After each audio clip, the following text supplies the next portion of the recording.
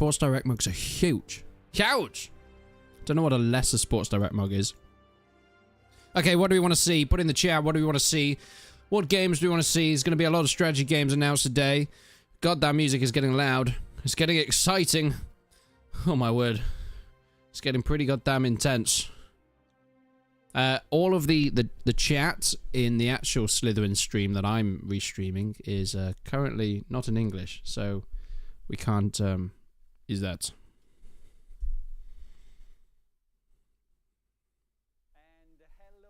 Oh, hello. Okay, we'll let this man speak for a little bit. Can you hear him? Does he need to be louder? It's not going to be a normal, just normal show today. Bit louder. Culmination of the 25th anniversary celebration that we started this summer. It's been a great few months, and 2025 has been exceptionally profound for us. It was filled with great achievements and valuable lessons. While we successfully launched our largest game to date, massive undertaking like Broken Arrow, this milestone was achieved alongside significant real-world challenges.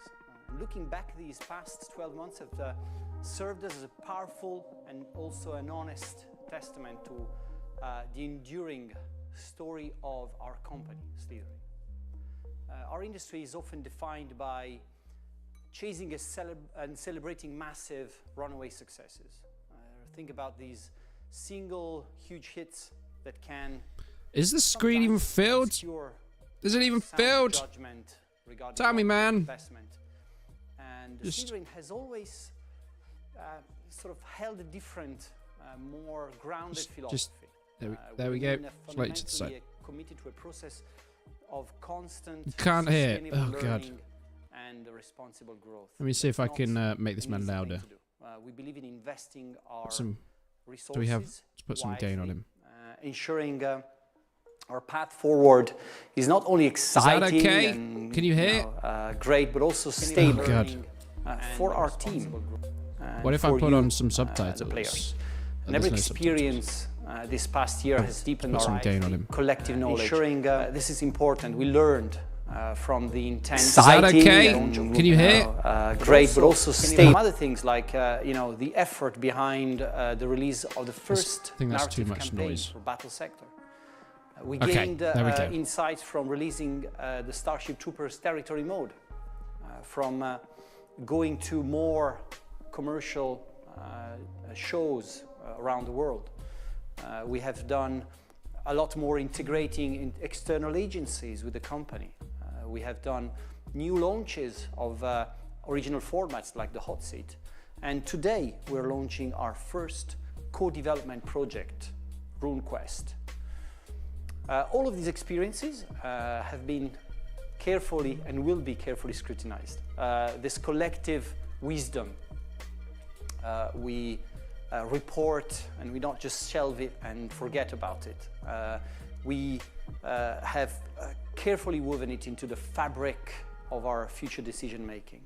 Okay, it's okay. Fantastic. Welcome everybody to this Slitherine stream. They're going to be announcing so many, well, incredible games, hopefully. This is sponsored by Slitherine. They've been very, very kind to let me restream this. And they've got a new game called RuneQuest Warlords as well that hopefully we get to see today, which is kind of, well, kind of goddamn awesome. I've played a little bit of it. It's pretty good. You will see that there's a lot of showcases around. You have probably seen a lot of them already.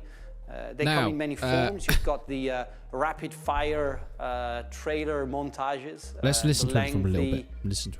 Maybe unfocused sometimes discussions about future technology or a vague franchise future. There's overly scripted Q&A sessions where you ask questions and the answers are always a bit too scripted. And there's also the casual meandering gameplay streams. Now, for this show, we made a choice. We made a choice of making sure that we deliver something that truly matters to the players. So during this show, you will see a lot of things that are very practical, very real, meaningful, impactful, insightful to you guys. And we make this promise. Manalords. Yes, Manalords, the famous Slitherine game.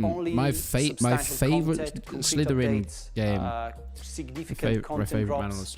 And you will see that there is a lot of things we have to say about a lot of our games and a lot of games that you don't know about. So we promise we will not dwell into marketing platitude. We will get straight to the meaty, actionable items. And you have to just take your seat, relax, and prepare for a great show. It's our commitment to transparency, quality, and delivering the impactful content that respect your dedication to our games. So listen to what's coming next. What is going on is Slitherine Game Company. They've got their own announcements, and they're about to announce some new stuff. So we've got new strategy games coming out. What it's going to be, who knows, but I do know RuneQuest is just come out today. All right, here we go. So you can see that here we have some guests. Some guests here. This is the X Factor, from man. my right to my left, Annie Sims, producer, internal producer at Slitherine. Alberto, you can say hello, Annie. Hello, I wasn't sure if I could or not. Hello. Good to see you, Marco. Alberto is our business development manager. Hello. And for the first time on screen, not because you're very young, Grant Arthur, who's game director on a game that we what I wanted to do actually today. Is have a little look at Slytherine's Can we what's in your glass games there? in the past. This is water. Okay. Slytherin games. Okay. So we'll make sure we fill if we that look at their one, Steam page. and maybe at the end of the show you'll tell us a bit more about what you're doing. I will. All right. Okay, this is all going on in the background, guys, but today we have a board. we can do this while we're here. We have a board of Oh look, streaming it on Steam as well. We can ignore various that. content. There's Okay, categories. so currently kind of a quiz, we've got so Broken we've got the Arrow. buzzers, Put it in chat. just Put before a you. So when I say hell yeah in ready chat if on you your played buzz, this game before. Now you Broken Arrow is just a kind of a put cool your game hands actually. on I the- have played this.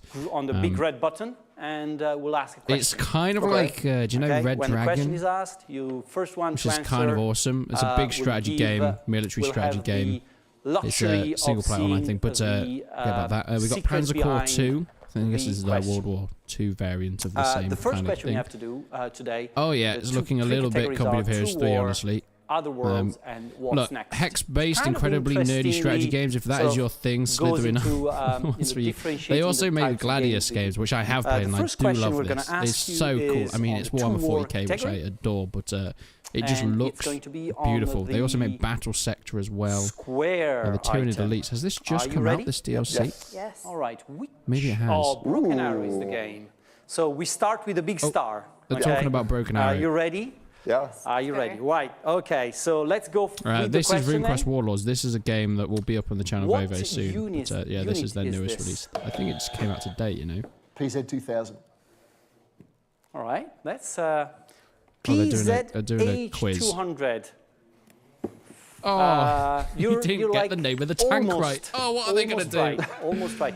You were probably stealing the answer from somewhere. So back to I have browsing. seen you Back to lurking browsing. around the office. What else? cheating, Field of Glory Kingdoms. Now the Field of Glory First- games, they're a lot of first fun. I do item of enjoy Field of cheating, Glory games. which is If you've never played actually Field of Glory, very it is welcome on as the Broken nerdy Arrow strategy as subject, you by can the get. way. This is sort of their medieval version, but they've got so many types of just these. to start with a big, The Terminator game, this came out fairly recently. This was sort of last year. For Broken Arrow, guys, we have a video to start kind of with. an XCOM-y we'll show sort you of a video, Terminator and game as then we'll well. be back with news on Broken Arrow. Gates of Troy. No, I don't know this one. Starship Troopers Terror Command. I played this when it came out. I love it. Oh, sorry, they're announcing. BRB. Let's listen. Let's watch this. Broken Arrow.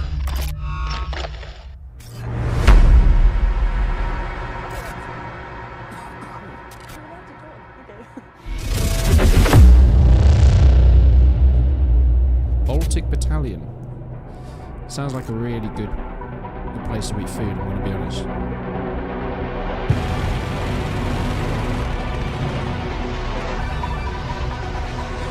Anyone here played Broken Arrow?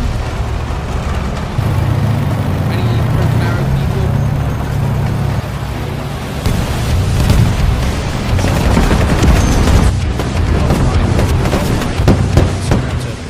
Oh my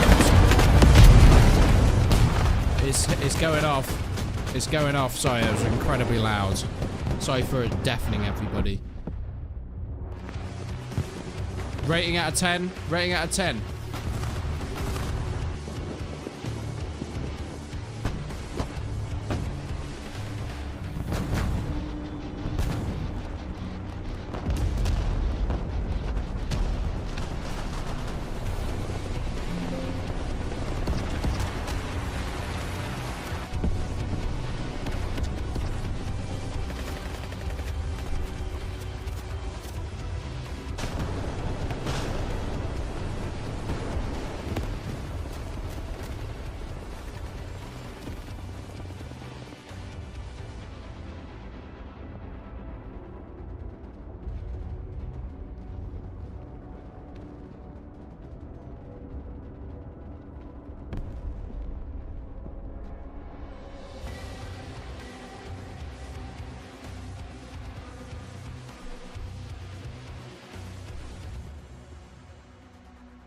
So, new DLC, I'm assuming, for Broken Arrows coming out. It's not a bad game. I do quite like it, actually. Great start, I guess. You know, to start the show. Great start. Great to see that first time we've seen this trailer after a... was it a couple of weeks ago we did the... yeah, a couple of weeks ago, where we what have I done? Live Q&A session. What have I done? Oh, I'm so big. Sorry, oh no. What have... Sorry, I'll make myself... Sorry, I'm right in the middle of... Okay, so I'm right in the... can you tell us... So I'm just... because we I'm want just to right... be so on point of what is happening in the next few months. I'm just trying to get it the right size. What is going to happen on... Just got to get it the right size. I don't want to be in your face too much. What is the most imminent piece of content? I apologize for terrifying anybody just then. Upcoming patch with the AI bots. That's coming certainly before Christmas, so stay tuned because that's coming very, very soon. That's a big thing, right? It's a huge major thing that it is major. Requested by players. What have we done? A long time. Give it a new it essentially one. Allows What we against the AI and there we go. There we go. Hello, everybody. Nice to see you. It's been a long time since I've done anything for like live streams, but I wanted to today. When things will be released first, and they're talking about Broken Arrow now, so I, for one, am incredibly excited. Wow, that's a lot of upcoming stuff. Baltic Battalion Specialization DLC. I need a specialization DLC. Someone to make me feel special. And some special help as well. As I've been told by many people, you're very special, including doctors, my parents, and police ladies, and policemen. That's just kind of the way it's always been. This microphone's sort of in the way. Is it okay? It's over here now. The first specialization DLC will be free. And another specialization DLC. Anyway, I was looking at Slytherine's back catalogue. Sorry, I'll put it on here. This is an old game, apparently, this Troy one. When did Gaze of Troy's come out? Basically, October 2020? No. Pack of units, I do not believe it. When you play I do not believe it for 1 second. Right, what am I doing here? What else have they got? Battle Sector, yes, we know this one. Fields of Glory Medieval. Now, this is the one with the cool strategy fighting on the battle map. Yes! I like this one. This one's a good one. This one's so much fun. An armored brigade specialization. Close Combat, the bloody first. Well, we've all been there, haven't we? Russian paratroopers. They've got so many games. Like, their back catalogue is... Which is an umbrella term like my toilet after a curry. Just full. Just full. Latvia, Estonia, Wars of Napoleon. All banding together in order to face my God, they just don't stop releasing stuff. Anyway, I'm back focused. I'm back focused. The key thing here is we keep working on Broken Arrow. Broken Arrow is a... should have got like a key light, because that light is not very nice. It's actually the worst light I could possibly have. Let me try and... history of great successes and like great challenges at the same time. We will keep working on it. The game, the development studio, Still Balalaika, are absolutely dedicated and focused on improving the game and making sure that the experience improves. We know that there are things that we can fix. Some things like internet connectivity. Got a very harsh side light now. Some word areas. Is that better or worse? It kind of looks like I'm in some sort of to fix right now, but weird sure mountain hole. I mean, I guess I am. Of the development team is ongoing and will never let's try both. Stop for sure. Okay, it's not much better, but it's yeah, I just wanted to it makes me feel like a warm man now. I'm a warm man. It's very infantry focused in the sense that it is features very Christmas. specialized infantry, what have very highly trained infantry. And each of the 3 Baltic countries bring something to the table, so it's a very eclectic specialization as well. Merry Christmas. In terms of vehicles, they borrow a lot from other European countries. So everybody looking forward to Christmas? Do you know what my favourite thing at Christmas is? Stuffing pigs in blankets. As well, but that are not those two things. In the game. Both those two. So expect 21 new infantry units. Oh, how far into the stream are we? We're 30 minutes. Oh God, I think it's. Well, no, we're actually 15 minutes because I started it 15 minutes early. This is not gonna end well for any of us. I hope you know that. I hope you're very aware. I wanted to mention that we will be showcasing the new units on Discord. Okay. So we'll be I can turn this man up now again. A new unit.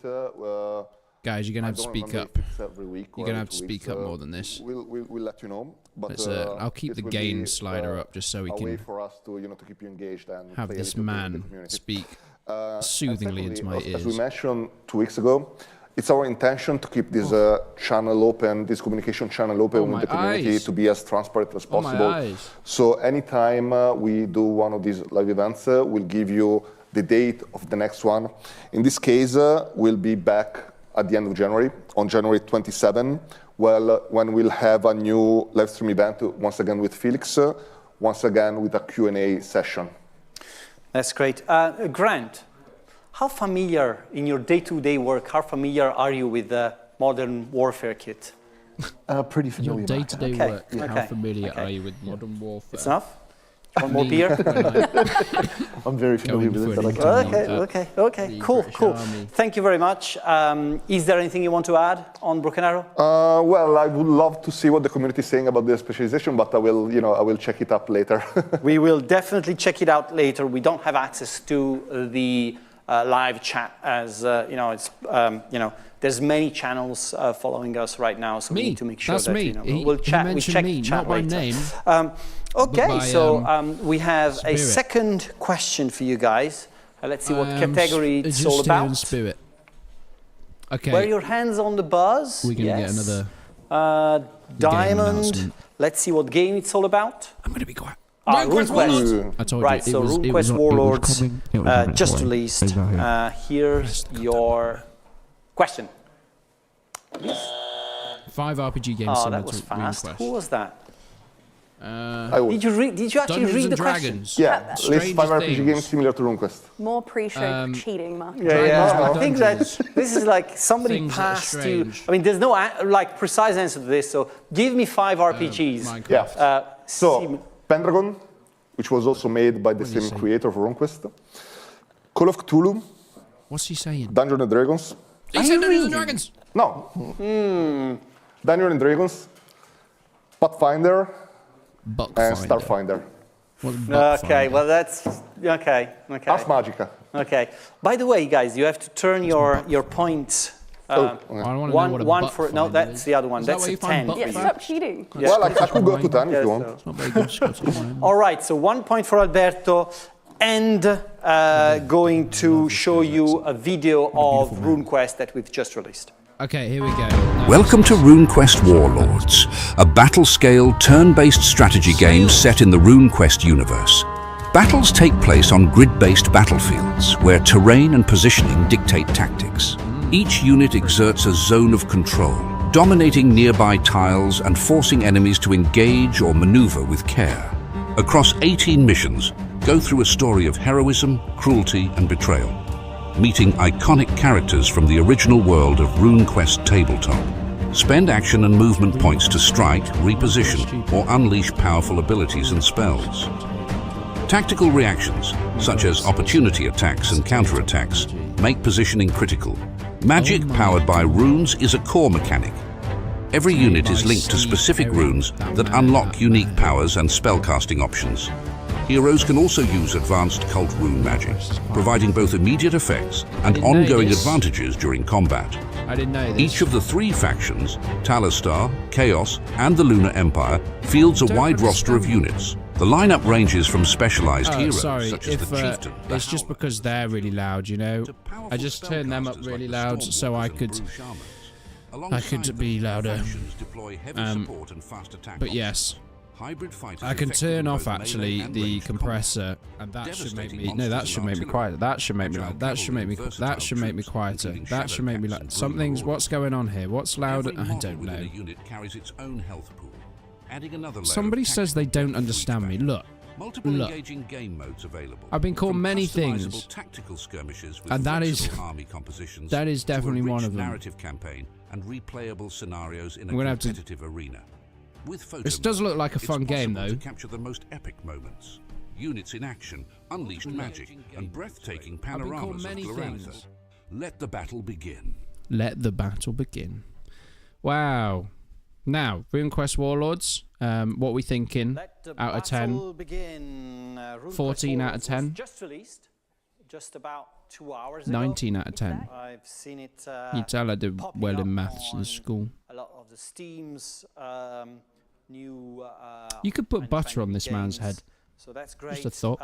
I just wanted to share with you guys, which is like a very fresh as well. I wonder if he'd be up for that. First reviews in. So Softpedia gave it an 8.5. An 8.5. Saying RuneQuest Warlords works hard to bring Glorantha to life with carefully built unit models and some good-looking and varied. And it's a way to say we can't hear you. Okay, look, that kind of attitude is gonna make me turn myself up. I like looking at all the stats, the stream health, stream settings. Oh, I don't want to display that on screen. That would. Somebody would steal my channel and they'd earn at least £14 a month from it. Oh look, you can insert an ad. Whoa, I think I just put an ad in. Is that a thing you can actually do? It's definitely a good quote that I'd mention on. That's amazing, I didn't realise you could do that. Sorry about that if I've just put an ad in. I didn't mean to do that at all. I'm just playing with buttons here. I'm just messing around with the buttons on my screen. Sort of give us a quick overview. I guess that we have done a lot of different. Did everyone watch the Bannerlord video put out last night? The one of the Lord of the Rings one? It's pretty cool. It's a pretty cool video actually. It's a cool mod. Very much enjoyed it. It was my favourite of all of the modifications. It's actually the first game set in the RuneQuest IP. There have been other games set in Glorantha, but not with this game, we really wanted to bring Glorantha to life. So the main feature is a single-player campaign. In it, you play as Halgrim, the tribal champion of the Billions tribe from Talistar. I think he looks a little bit like, you know, Al's toy barn from Toy Story 2. Those characters are really existing in the actual lore. What I'm saying is he looks like he owns a successful toy business. Through a lot of old, but also drives over the road. It was so fascinating to find out. Look, there's a place called Tough Times. This feels like a commentary for my life right now. Will of the Wind, me after once again had a curry. The hold is on fire. But then, once I really started getting into it, I couldn't stop. It's just an amazing game. Oh, I like the dragon. The dragon looks beautiful. Oh, I like the. Is that a cow with wings? Yeah, I think it's not okay. That's not what I do. Not like the cow with wings. They should get rid of that cow. I like the scorpions though. They're pretty nice. Just take out the cow with the wings. I don't think we need any of that. No, that bollocks. That, you know, it's not only about Slitherine. It's about the development teams behind these great games. Now, this game was developed. Have Slitherine ever made a game that isn't hex based? Just ask him. Specifically with Volmi. A great development studio based in Kiev, so big props to them as well, because you know you've got to love the lore and the world of Glorantha to make. I think it's a valid question, really. So we've got RuneQuest Warlords. Let's have a little look at the Steam page. RuneQuest Warlords. So this game came out, as far as I'm aware, today. Now that is the most exciting thing I've heard all day. the 3D models. So you can actually go and play this now. So I only had 2 user reviews. Let's see what people are saying. These 2 people. Possible, scenario for anyone who's nothing in my language. If I take off my language, I mean, it's a beautiful game. one person liked it, one person didn't like it, but neither of them played it for more than an hour. So I don't know how seriously we should take this whatsoever. That's awful. The photo mode is me when I'm making YouTube videos more like. Battle sector engine, and we're bringing it to It's look quite fun. Yeah, absolutely. I mean, being able to sort of get into I like this man. in a way that you wouldn't with the I like this man. camera of a game is just a bonus, and the fact you can do all those adjustments in the engine is amazing. We don't know if it's great. compatible on a Steam Deck. So the game is out. It's being released today. We have Battle scale turn-based strategy. Too many words. Set in the RuneQuest universe. Yes, it is on a discount at the moment. I'd recommend having a look at this game. Play a little bit of it. What is the discount? It's 10% off. It's only £22. What? It's like $30, less than $30. It's Canadian dollars. That's what, 198 Canadian dollars. If that's Australian dollars, that's about $3,000. But still, worth it, eh? Worth it. Magic, of course, plays a huge turn-based yup. Hey. Look, don't sleep on turn-based games because there's good ones like. And every single unit in the game makes use of them. Anyway, as such, it's such a colorful and amazing game. When I started reading more about RuneQuest, I think what Slitherine try and do, right, is they take board games and make them into like computer games, which is why most of them are turn-based. It was basically the second most popular RPG in the world after Dungeons and Dragons. And when I saw all the innovations they brought to the RuneQuest is second most popular I was surprised. to Dungeons and Dragons. The D100 system. Oh my god! Skill-based. I didn't know. I didn't know it had all that going for it. Class, but are more like free form, and you can just create them and shape them as you like. That's all invented by the people are waiting for Battle Sector. It seems. So many games that, yeah, I mean the impact that Chaosium had on the RPG world has been amazing. So that's it's been great to work with them, and they're celebrating a lot of anniversaries this year. So it's great that RuneQuest releases just for that, and we are extremely honored to have worked with them on this game. So. Check it out, and this is the first of the releases that we have today. It's not the only one. Not the only one. More as we. I like this. I like new releases. I like fun things. I like the Starship Troopers one. This is a fun game.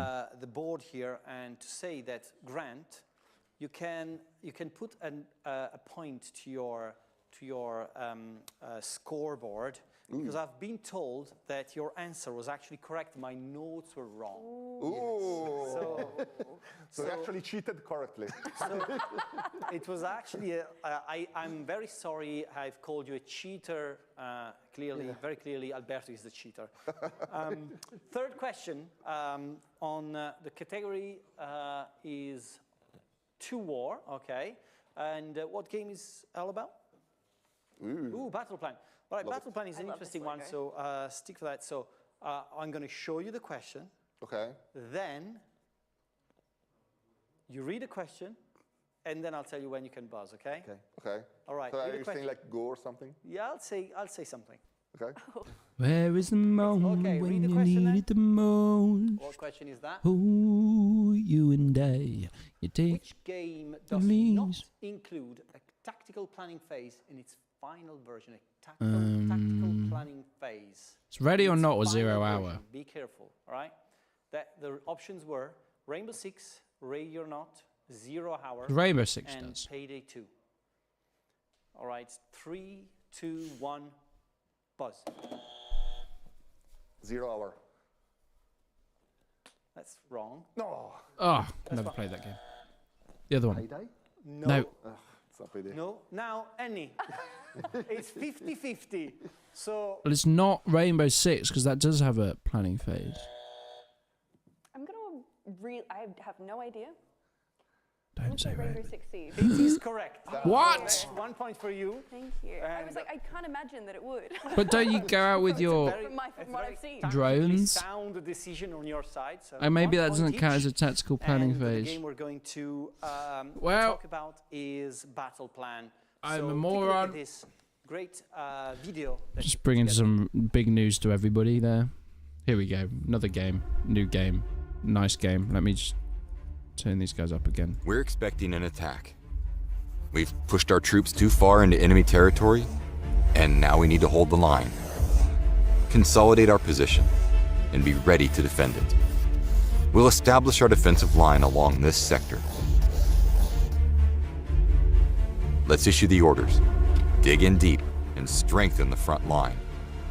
That's the plan. During the battle, we hold the line and maintain steady pressure. If we lose this position, everything unravels. Whatever comes down that road, we must hold.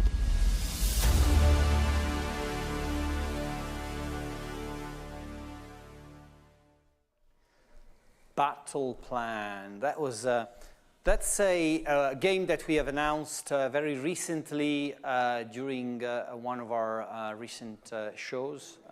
It's captured people's imagination like very few games do, I have to say. I like the pencil So bit. Battle Plan is a very peculiar game, and I want to ask Alberto about this. It is a very peculiar game. Some people have seen it, are seeing it as the battle, like war mode of a Hearts of Iron type game. So can you tell us a bit more about this, aspect of the game? Yeah. People will have seen some elements of Hearts of Iron in Battle Plan because the front lines feature is it has some similarities to Hearts of Iron, but that's the extent of the similarities between this and Hearts of Iron, in the sense that this is first off not a grand strategy game. It's a strategy game about warfare. There's no economy, there's no diplomacy. You just fight in specific battles. In Battle Plan, we wanted to simulate the experience of what it means to be in charge of an army group or in charge of some divisions during World War II.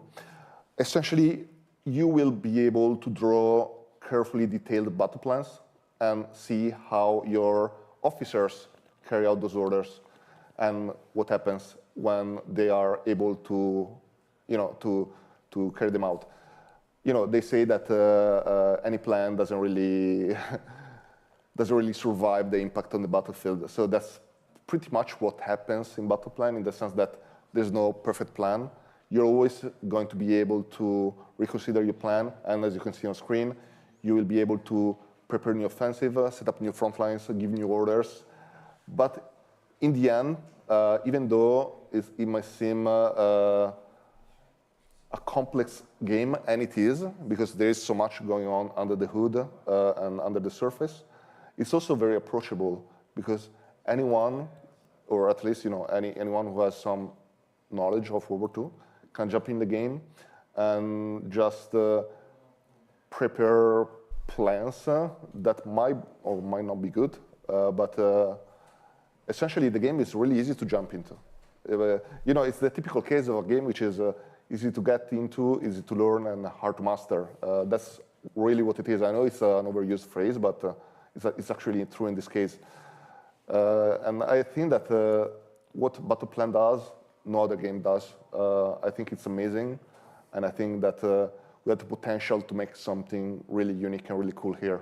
It does look really cool. I'm going to use you as the go-to person for when is it going to release? Well, I can tell you can check out the demo at the next Steam Next Fest, which I believe is February 23rd when that opens. So you can have a look yourself then. Yeah, I think, we're at the phase where, a lot of the future decisions of the game will depend on the feedback we have from you guys out there. So definitely, I just find it beautifully, visually, it's just beautiful. It's just works very well. I really love the stylization of it while being quite genuine to the product. Yeah, and I like the drawing thing. It's really nice. Yeah, it does feel like a map still. Yeah, we wanted to capture that feeling because so many World War II games, and we know a lot of them, have all these hexagons and tokens and so on. But They're in this scary, case, to be honest. yeah, it is intimidating. In this case, we wanted the map to be the protagonist, and the player, he plays with the map, or they play with the map, they draw on it, they prepare plans on it. You can even take notes on it. Grant, do you have a favorite World War II setting as a whole? I do indeed, and it's an area of on the Normandy battlefield, and it's called the Maisie Battery. Okay. And when the Allies landed here, it's not Point de Hoc there, but at Point de Hoc, they expected to find the main German field guns, and they weren't. The guns that were meant to be protecting the beaches, they were actually located at the Maisie Battery, which was behind. When the Allies did go through and discover the battery, all they did was bury it. They didn't destroy the guns, they buried it, basically covered it up. All right. And it was an English guy a few years ago who found the field, dug it up, and now it's an attraction you can go and visit. But it's exactly as it was in World War II, June 6th, 7th, 8th to this day. It's exactly as it was in World War II. That's great. So it's awesome. So that's your favorite. Do we have it in the game, Alberto? As I said, yes. Well, we have Normandy. We have the first mission in the single player. Well, actually, let me cover the contents of the game because I haven't spoken about it. The single player campaign features the Western Front from the Normandy landing up until basically the end of World War II. You will be commanding either American forces or Canadian forces or British forces.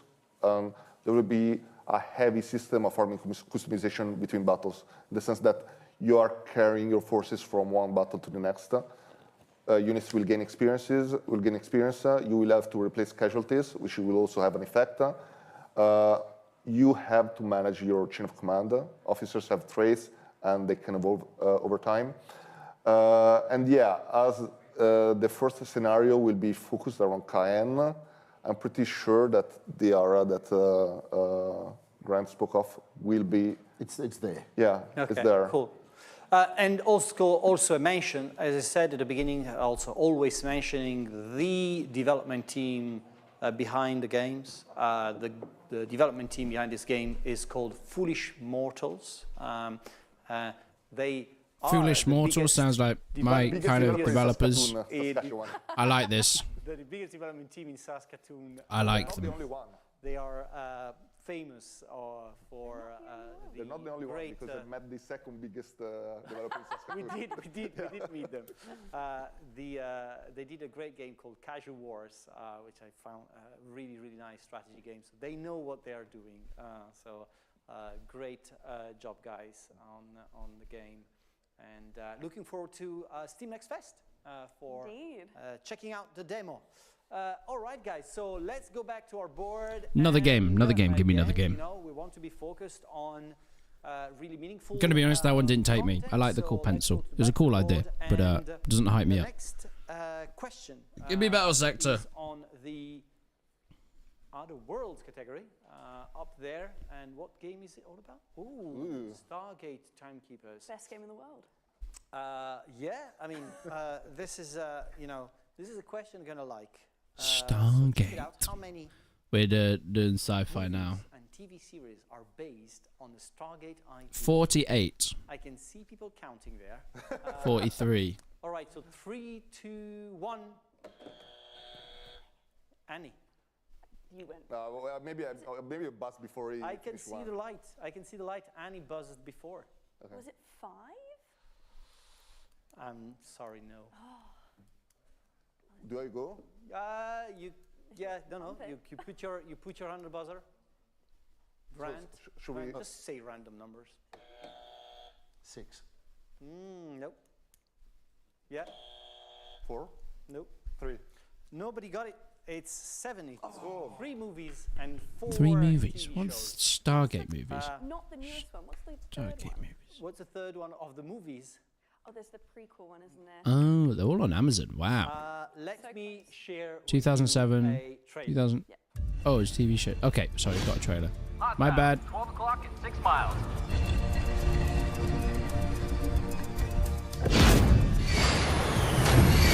What is this tech they're looking for anyway?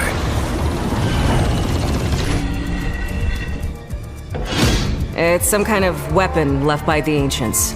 The kind that decides who wins the war. Have Moloch's warriors been here before?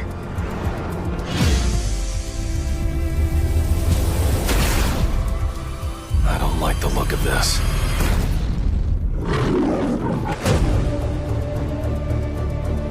That was above and beyond, Colonel Kane.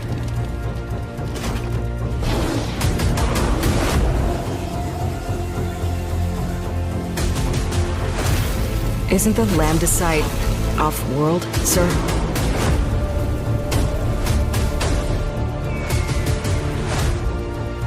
You heard the General. Fire at will. They're attacking the target. Are the preparations complete?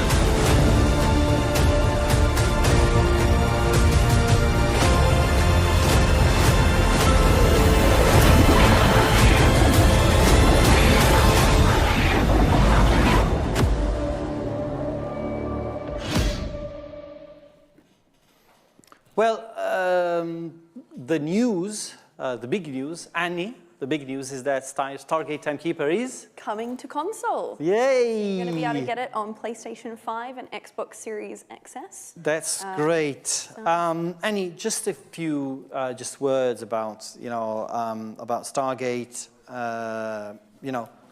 Bringing a game like Stargate to consoles. What does it mean? I mean, changing the format of a game from PC, mouse and keyboard to controller is always a bit of a challenge. UI particularly, because you want something to feel very natural, particularly a game like this where it is a real-time tactics game. I like the bolt action they've got in the background. I love bolt action. And obviously we do have the tactical mode in the game, but a lot of it is reacting to things around you because you are in real time. Stargate is obviously, as I mentioned, a real-time tactics game with a heavy stealth focus, leading your team of specialists through the Stargate SG-1 universe. But yeah, so a lot of the adjustment for Stargate is going to be that UI and adapting to make it feel as home on console as it does on PC. That's great. And of course, as we keep mentioning developers, this game is being developed by our studio in Poland and ported to consoles at Trinity Games, the biggest development studio, I don't know, I'm just making that up, in development studio. the wonderful town of Bologna, Italy. Bologna, I like this place, I've been to Bologna. Question. Got more games? What is it? All right, 2 War. All right, 2 War is the category. And we have a question Headquarters, there. World Let's check War it out. For Headquarters, World War II. World War II. Let's see what it's... There's a game that's already been. Which popular World War II movie features? You cannot buzz. Fury. You cannot buzz. That's cheating. Which Fury. popular Right, have a look World at this II game. movie features Brad Pitt and the tank It's as Fury. its main characters? I'd say, what's the main character? The tank or Brad Oh, this is a cool picture. I like this. I like the tank. You're the tank. Okay. 3, 2, 1. It's kind of beautiful. That's Grant. Yeah. Fury. Fury, it's the right answer. So you've got a point. Yeah, thank you. I didn't know the answer, I just wanted to buzz in before Grant. I was surprised that you're supposed to know everything about modern warfare, but you know a lot about World War II as well. A little bit. Okay. A little bit. And you can see the Fury tank at the Bovington Tank Museum. Really? Yeah, At the, sorry? Cool. You can see the Fury tank at the Bovington Tank Museum. All right. Okay, cool. What tank is it? You can see that I'm used to... I want to go to the Bovington Tank Museum. It's so close to where I used to work. But it's like an hour away, and I never got round to it, never got the time. But I will go to the Bovington Tank Museum one day. I shall do it. That's as much as it takes for a British company to showcase their games. All right, so the first thing I want to say about Headquarters World War II, you can actually see it from there, but we are sort of totally rebranded the game. We have made a new logo, made a lot of new improvements to our comms and marketing assets and so on. Why is that, you would say, and why would you care? That's because we wanted to make sure that in the new phase of life of Headquarters, we bring the game to as many people as possible, and we think that this new look that you're going to start seeing over the different marketing assets on the internet is going to represent a lot more what the game is about, and you know, the sort of idea of what the game represents. The thing is, I want to show today is a gameplay video of something brand new. So take a look. Headquarters Cold War is a turn-based strategy game set in a fictional 1984 conflict between NATO and the USSR. Players command modern military forces across 2 full campaigns, featuring 20 missions that explore both sides of the story. The conflict unfolds across West Germany, where tactics, positioning, and resource management decide victory or defeat. The game follows an easy-to-learn, hard-to-master approach. Each unit features detailed armor on every side, making positioning critical. Terrain, elevation, and cover influence line of sight and protection, while destructible environments add new challenges as the battle evolves. Headquarters Cold War delivers realistic visuals, from burning tank wrecks and ruined cities to the small details of peaceful villages caught in the crossfire. For the first time in the series, helicopters join the battlefield. Utility and attack variants add a new dimension of mobility and firepower, capable of transporting infantry, launching precision strikes, and controlling the skies. Commanders can use headquarters skills to turn the tide of battle, from resupply operations to missile strikes and tactical nuclear attacks. Between missions, players can upgrade units, assign heroes, and develop officers with unique abilities that enhance combat effectiveness and tactical depth. Play skirmish and multiplayer modes for up to 4 players, as well as a map editor that allows players to design and share their own battlefields. That was Headquarters Cold War, where you can see that you can join the beta now. But before we get to that, Alberto, what does it take to turn a World War II game into a Cold War game? What's the well, I think, you know, there are some challenges, of course. Different technology, different units, different tactics, different scenarios, of course, because we're talking of a hypothetical war, which thankfully never happened, but it could have. So that's why we're depicting this. But in the end, it was also a challenge because Headquarters World War II mechanics are really solid. There are some things that, to be honest, no other game really does to that depth and level. For instance, it represents every single crew member of every vehicle. They can get incapacitated or killed. You have all these super detailed stats for each individual unit in the game. And it's a super tactical, super realistic game. And in the case of Cold War, the challenge was Tell me, and how cold is this war? That's what I want to know. I want to know the temperature of this war. Make it fun, and I think that, you know, we are really, we are confident that we accomplish that with Cold War. In the sense that the game is fast-paced, the game is fun. We really went for a rule of cool approach for the choice of scenarios. As you could see the Brandenburg Gate in one of the clips in the trailer. You see a lot of urban warfare as well.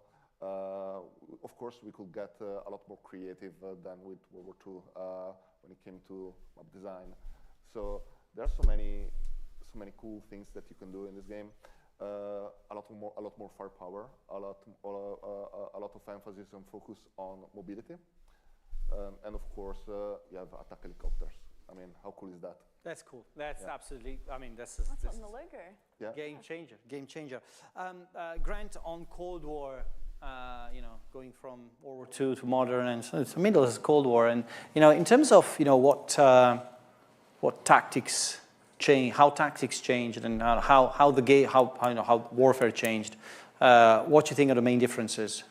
The numbers of countries involved. You had, in 1984, when this is set, you had 12 countries in NATO, compared to 32 today, and they were up against the whole Eastern Bloc, and we had gigantic armies facing off across the borders, armed to the teeth, and they had tactical nuclear missiles to be used on the battlefield. which is something we wouldn't even think of today to use a nuclear missile on a battlefield, but then it was part of the plan.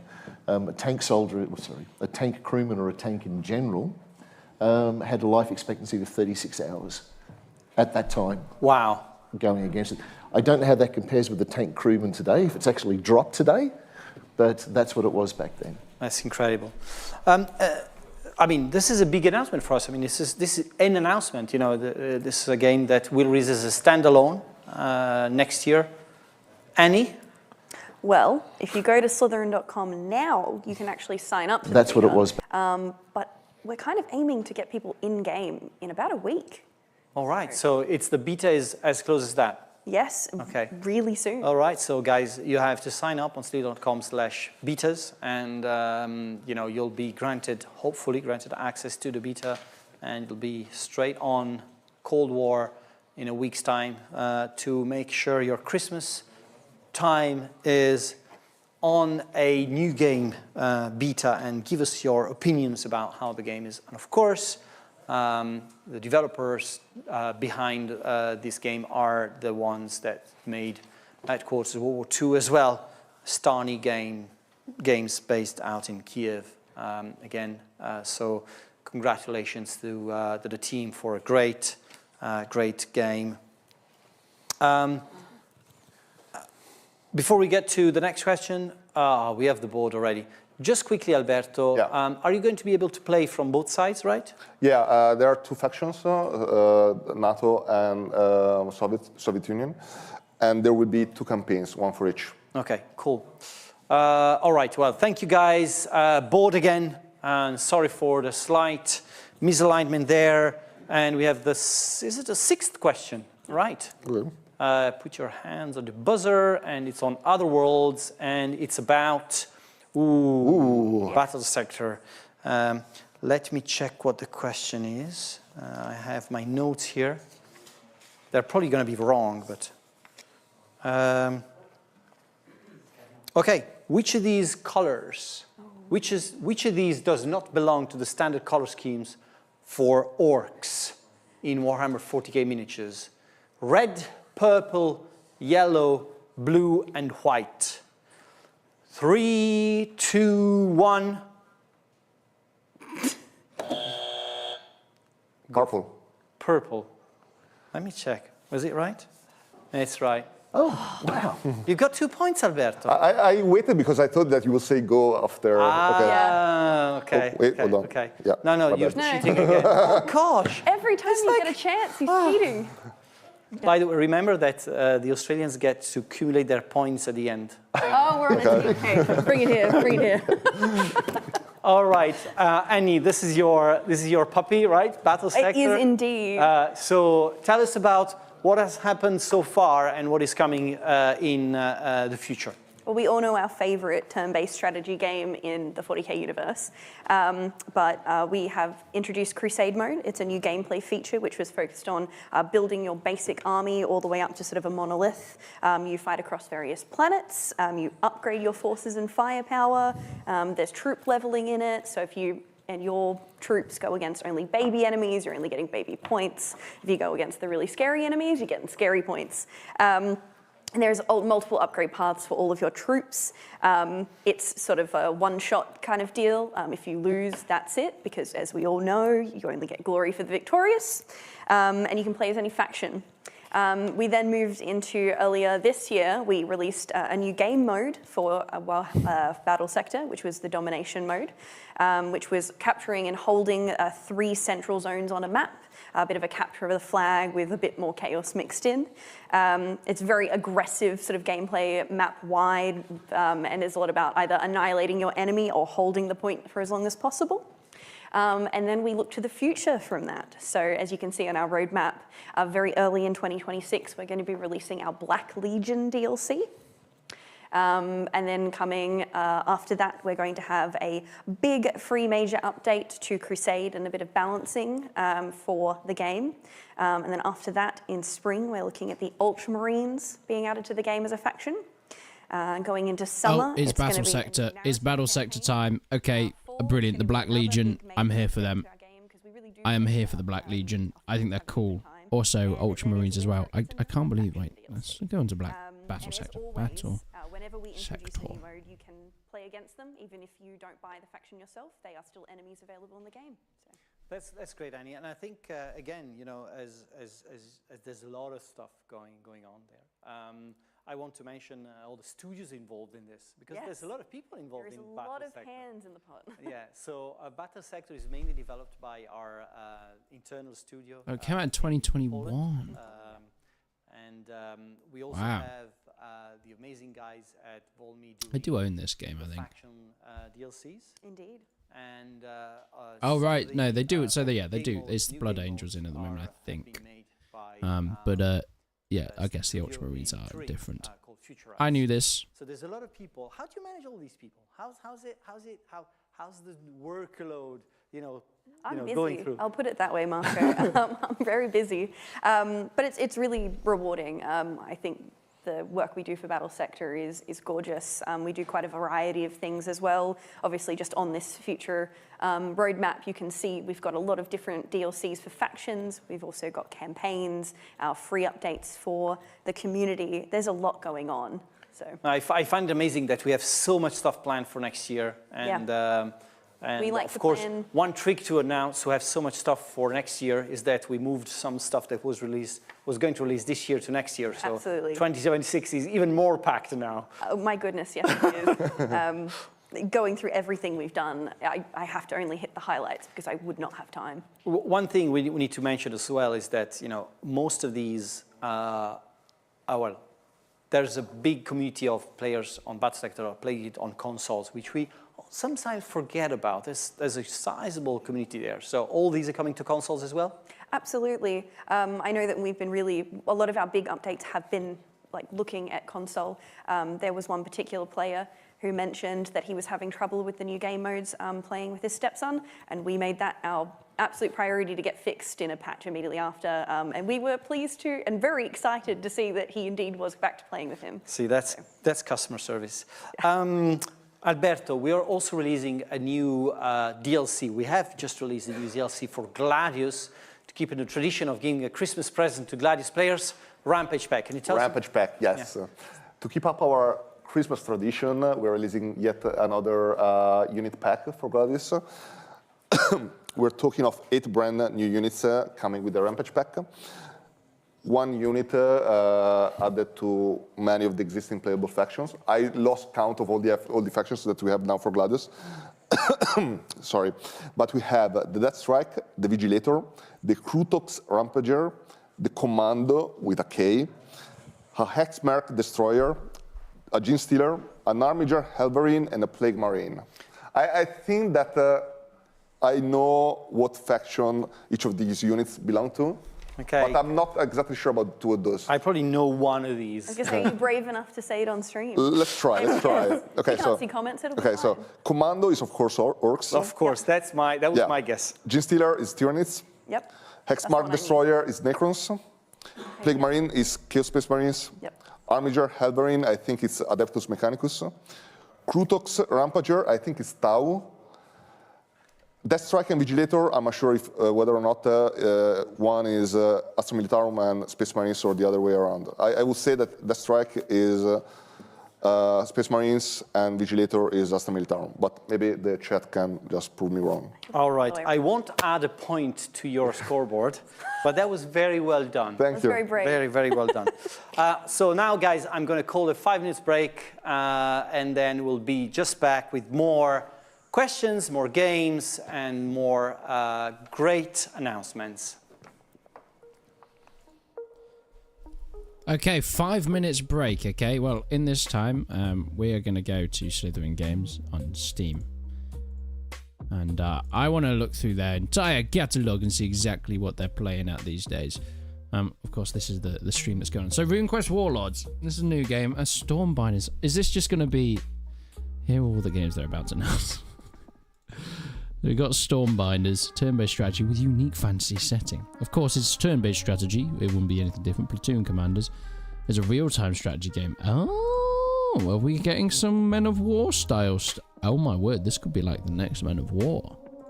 Oh, I am interested in this. I'm very interested in this. I need the Men of War in my life. But ideally not like Men of War 2, like an actual good version. I want to see... Oh, there's a demo. Okay, we can try this out at some point. So real-time strategy, German advance towards Moscow in 1941. 20 maps, over 40 units to lead. Wow. There's actually morale, which is not a thing in the Men of War games. Realistic weather and time of day effects. Destructible. What's going on? What's going on? Why is something's going crazy? Alright, they're just... Okay, they're just doing their thing. That's fine. They're fine. We'll let them do their thing. The Wehrmacht or the Red Army. Okay. So this does look like sort of Men of War 2 sort of thing. Interesting. And Battle Plan, this is the one we saw before. Which is very much a real-time strategy, but sort of like... do you know... Well, I guess it sort of uses similar, like, Hearts of Iron battles, where it's very much grand strategy sort of thing. In a world where gaming never sleeps, one show dares to turn up the heat. We bring the giants of the gaming world. Oh my god, don't make me shoot. Oh, this is fun. This is fun. And the next anyway, are already on the horizon. Actually made my year. I panicked, I'm going to be honest. I can never be Byzantine. Is this like... So they have in-house development. No one could have finished. Unlimited hype. The Hot Seat, hosted by Marco Minoli. Live from Milan every last Wednesday at 6 p.m. Only we can go on really Slitherine far back. TV. I mean, some of these games are quite Scramble, old. Battle of That's Britain is a tactical dogfighting game Ignore that one. thrusts Ignore players that one. into the high-octane chaos of the 1940 summer skies. Years. Lead your That's squadron first through game, intense aerial battles in a 3D dynamic airspace as it's time to find out more about Slitherine. Clash over the English Channel. In the early access release, players take on the role of a squadron leader, commanding a crew of pilots, best source ever, each with their own Wikipedia. unique strengths and weaknesses. In 2000, okay, this phase, makes sense. Planning, simulation, and review. Players strategize and command aerial maneuvers, witness simulation outcomes in real time, and rewind the action to analyze battle damage using detailed camera first tools. one. The planning I know phase this allows one. users I know. to strategically I've heard of plan that maneuvers one. for I've heard of aircraft that under their one. control using detailed graphics Charts and of War, UI. Spartan. Set Okay, precise so these were controls their and special really defensive ones. actions like escaping dogfights and Oh my god, bailing they out from made plane. a Horrible Histories game In the for the simulation Wii. phase, the camera can be directed There's toward the no heart way. of the action, ensuring There's you no don't way. miss I a need to thing find as this you Horrible watch the History planned from maneuvers this unfold video in real game. time. Loop, scrub, and rewind through the review phase I need to to see if assess anyone's battle recorded damage this and put it on and YouTube. analyze and refine your tactics. Maintaining situational awareness becomes Here we second go. nature with Scramble's suite of camera tools and intuitive user interface. With a cinematic control I'm gonna have to mode mute allows this for a second, Slitherine. Sorry, this is more important. My god, there's a Horrible Histories. This And is made little by Rasmus Slitherine. has made his home in... My god, the voice acting.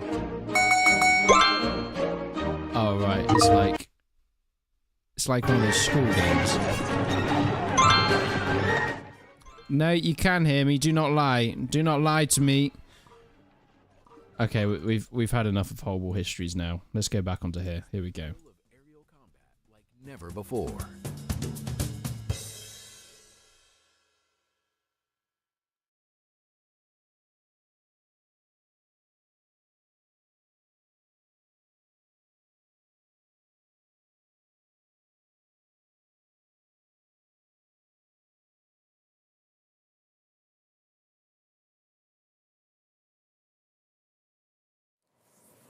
And welcome back. Welcome back to the show. Before we go to the next game in line, I want to give a massive thank you to the streamers who are co-streaming or riding their audience to our Twitch stream today. I'm going to read them all, just because it makes a lot of sense to name all the partners that make strategy games so important to their lives.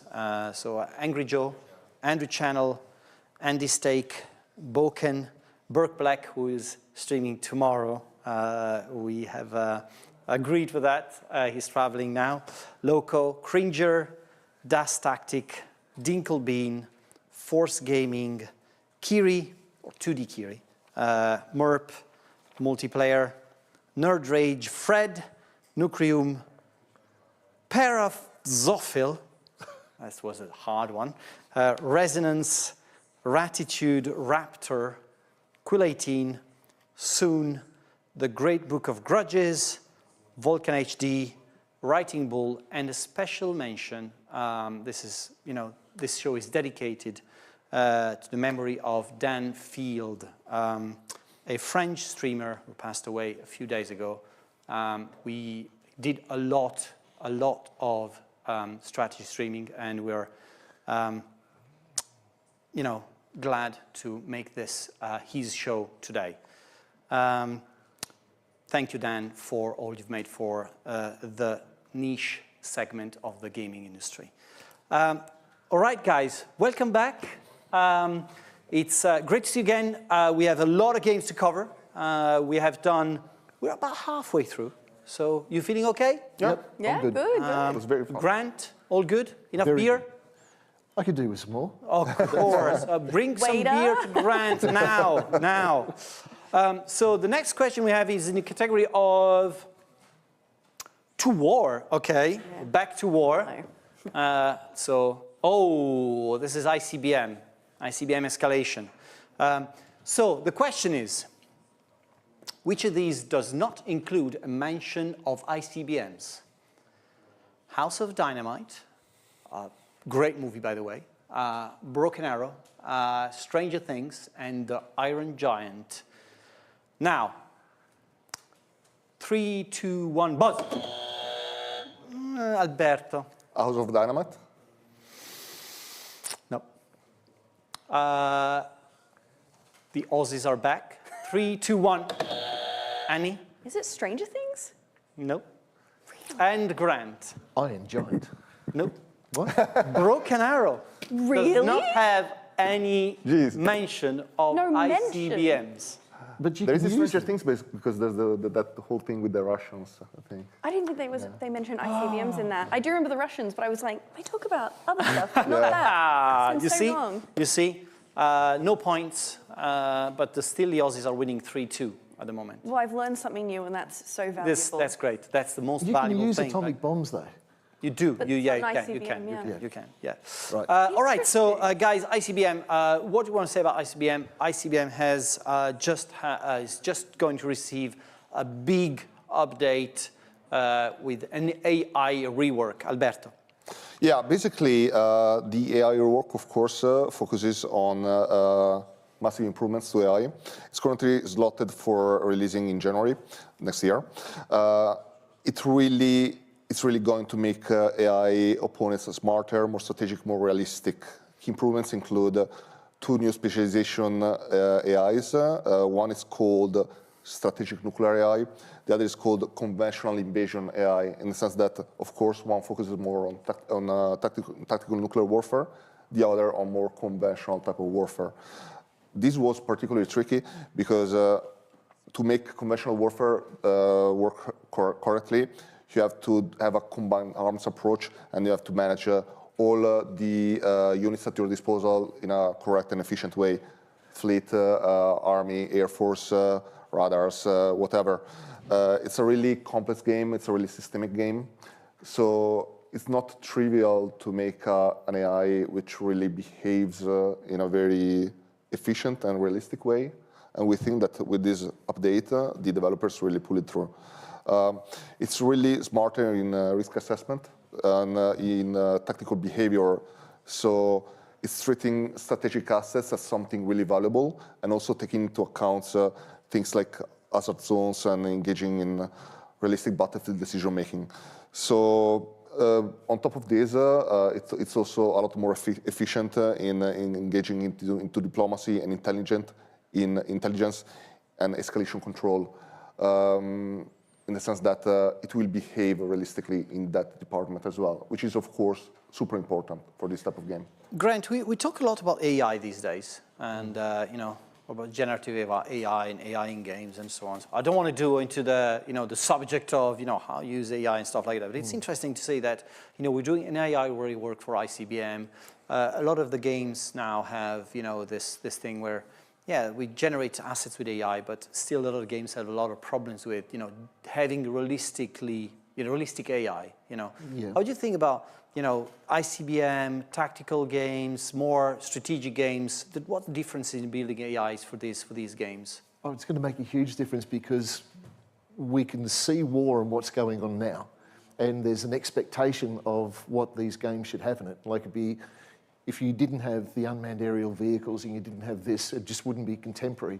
Now, the thing is with the AI in warfare, they're looking at everything being autonomous to be able to go onto the battlefield, look for the enemy, make a decision, act on the enemy as well, and do what they have to do. So that's the goal. But in the games themselves, we have to reflect that as well. It has to become as complex as the audience expects it to be, because that's what the standard is. That was a roundabout answer. Yeah, no, absolutely. And I find it fascinating that, this is like, interesting to see how you want to mimic what's happening on a battlefield, but also, trying to make it something fun, for the players, which is not always granted, right? Yeah, yeah. It's the whole world is gearing up towards the AI and everything else. And also, when you're making a game like this, making sure that the AI in the game works intelligently, and that's when our coders and the skills of the coders come into it and their knowledge and everything else. It's a huge thing, and this is showing it right there. No, absolutely. On ICBM, Alberto, we have a new thing which is kind of on the side, but I guess interesting. And Grant knows this. For our games, we do a lot of research. We do tons of research on them, like literally. And sometimes this research is sort of not visible. By the way, the ICBM developer is a development studio based in Barrie called Softwareware, with the help of some Canadian folks as well. Just to mention, I just want to get to the point that these are all development people working on the games. As I said, we make a lot of research, and a couple of years ago, I think, we started this program where we wanted to give more visibility to the research we make for the games, and we launched this new format called A Lens On.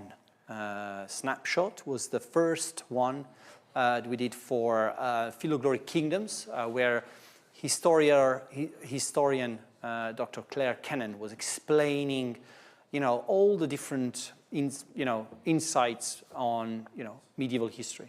Now we're launching a new season of A Lens On Snapshot called based on ICBM. And with a new expert, of course. It's Dr. Benedict Walsh, who is an expert in technological advances and nuclear diplomacy. And we're going to showcase the first episode of the show now. Hello, my name is Ben Walsh. I've been a historian and history teacher for over 35 years. I've written a number of textbooks focusing particularly on 20th century world history, including the Cold War. All of this is primarily aimed at improving the subject knowledge for teachers to help them make history even more exciting and interesting for their students.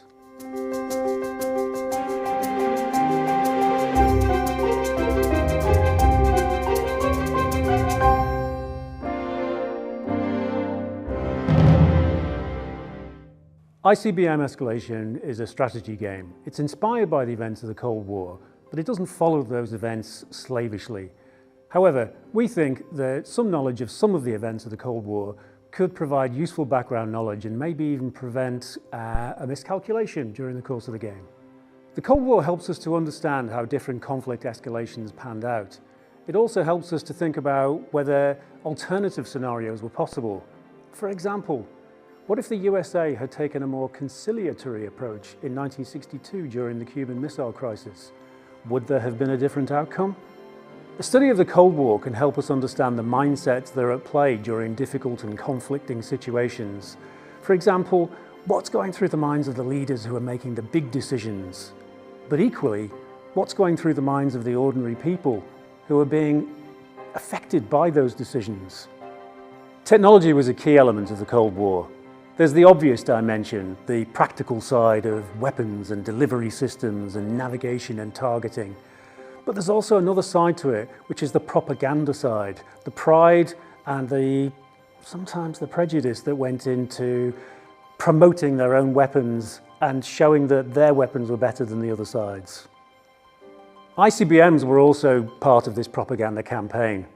During the Second World War, German scientists had developed the V-2 rocket, a sort of early intercontinental ballistic missile. The Soviets and the Americans both saw the potential of this weapon. The Americans launched Operation Paperclip. This was an operation to recruit, and that could include bribery and corruption and force or blackmail, to recruit Nazi scientists who had been involved in the program. Some Americans were conflicted by this. They were not comfortable with the idea of Nazi scientists like Wernher von Braun being recruited to work for the Americans. Having said that, the Soviets realized that this was going on and behaved in exactly the same way. So each side put aside any kind of moral qualms in the pursuit of better technology and the race to the best ICBMs.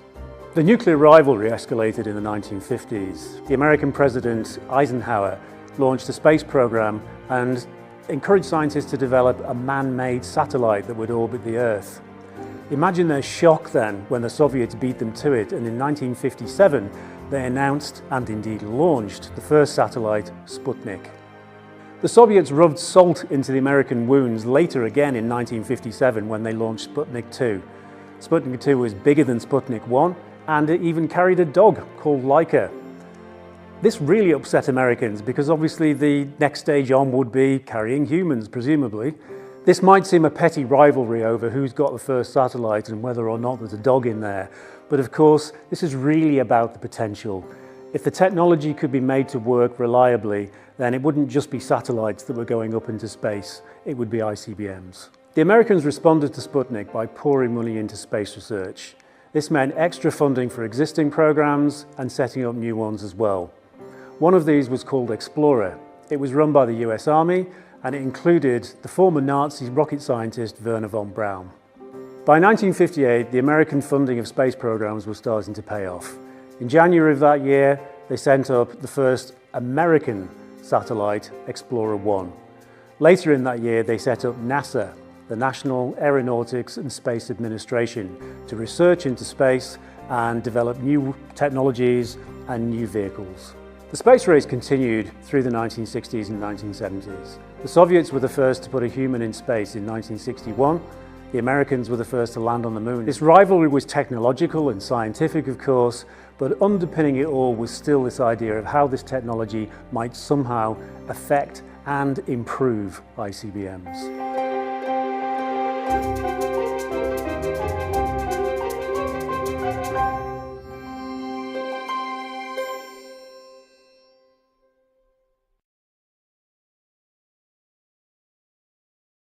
And this was the first episode of Alliance on Snapshot dedicated to ICBM.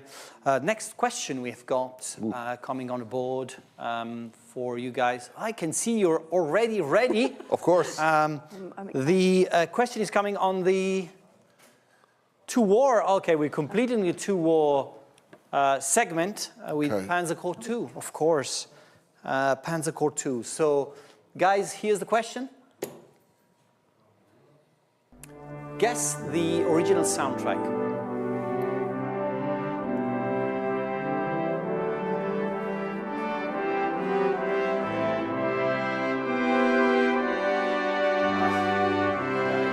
Can we buzz? Yeah, of course. Buzz whenever you want. Band of Brothers? No. No. Close. Anyone else want to try? Saving Private Ryan. You've got to buzz. Saving Private Ryan. That's correct. Oh. Yes. And Grant takes the lead. I've got to remember to buzz just temporarily muted when I said that. All right. It's my turn to cheat, Marco, please. So Panzer Corps 2, guys, we're going to chat a bit about Panzer Corps 2, which will receive a new DLC very soon, a new special DLC. As again, I was mentioning the developers, Panzer Corps 2 has been in development for many years now. The guys have been the guys at Flashback Games, of course, but also Kerensky, the first of the DLC creators for the game, and then we started collaborating with a new development studio called Vulcanite. welcome to the family Vulcanite. They released their first DLC earlier this year. Yeah, Cyrenaica. And this new DLC is somewhat of like a successor of that, right? Yeah, basically it's somewhat themed after Cyrenaica in the sense that it's the first of a trilogy.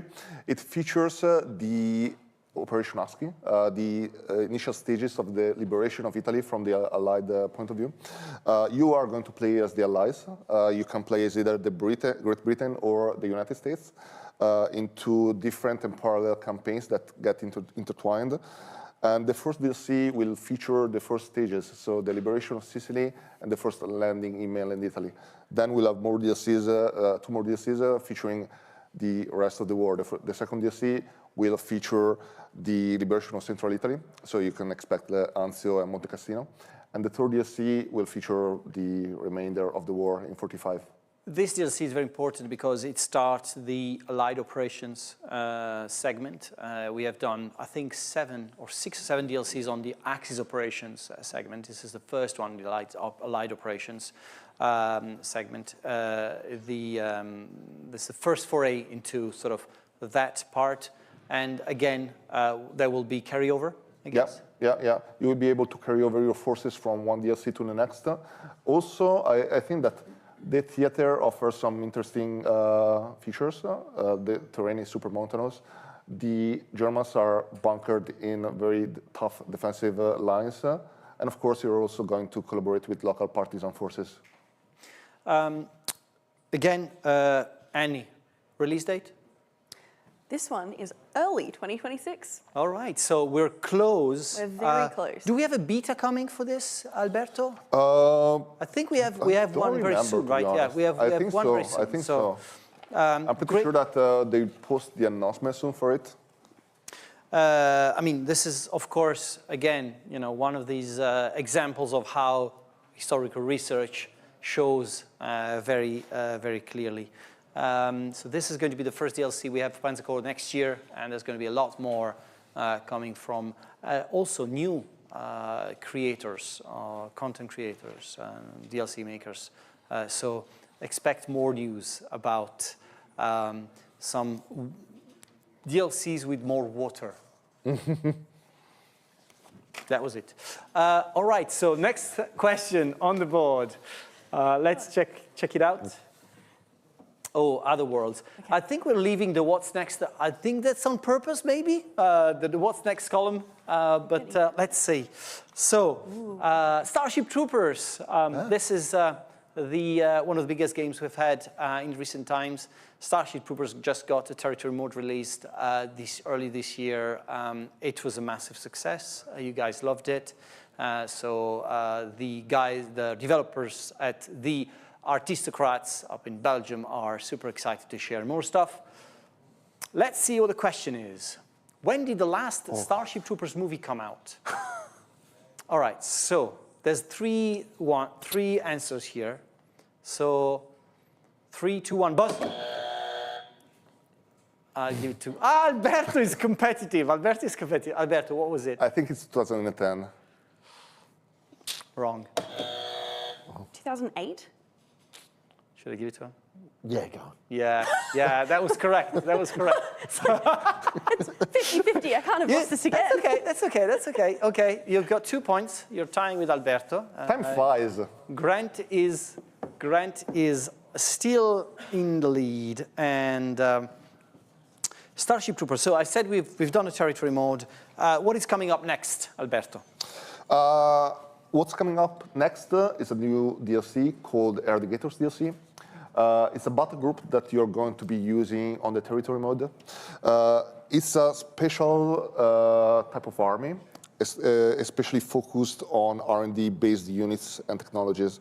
So you can exterminate arachnids with deadly chemical substances, pulverize them with powerful nuclear and radiation weapons, and utilize top-secret prototypes and things like that. It's really a top-secret kind of DLC, kind of unique in their own gameplay.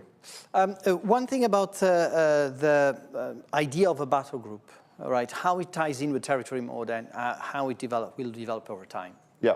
So basically, territory mode, it's a mode about capturing terrain and taking control of vital key points across the map. And we wanted to make it replayable by offering both a selection of different maps. So when we launched the territory mode, we shipped it with a lot of different maps, as well as offer the opportunity to bring in different type of units in the game that you can tackle the territory mode in different ways. So for instance, when we launched the territory mode, we launched it with the Ground Pounders battle group, the Hair Raisers, and the Peacekeepers. Each one bringing different units and having a different gameplay style. And now we're bringing the air indicators to it. And there are also ideas for future battle groups as well. As I said, Starship Troopers is in development at the Artistocrats. This game and this studio has put so much effort into bringing this new mode to give a new life to the game. Up until now, we have only released story DLCs. Now this is taking the game to a completely new level. We have seen a lot of new players coming back to the game, which was fantastic. And I look forward to see how many more coming back. Annie, when is it releasing? Well, this one I can say is early 2026, but specifically in the first few months of 2026. It is. I mean, I like it how you never commit to much, which is very. What is it? Under promise, over give. No, yeah. I mean, yeah. And then on the 1st of January, boom, you've got it. Boom, they're all arriving. Keep your wallets ready. No, that's great. I think Starship Troopers will get this DLC very, very soon because there's so much happening in the future of the game. So look forward to what is happening next. The next question I've got for you is on the board now. Oh.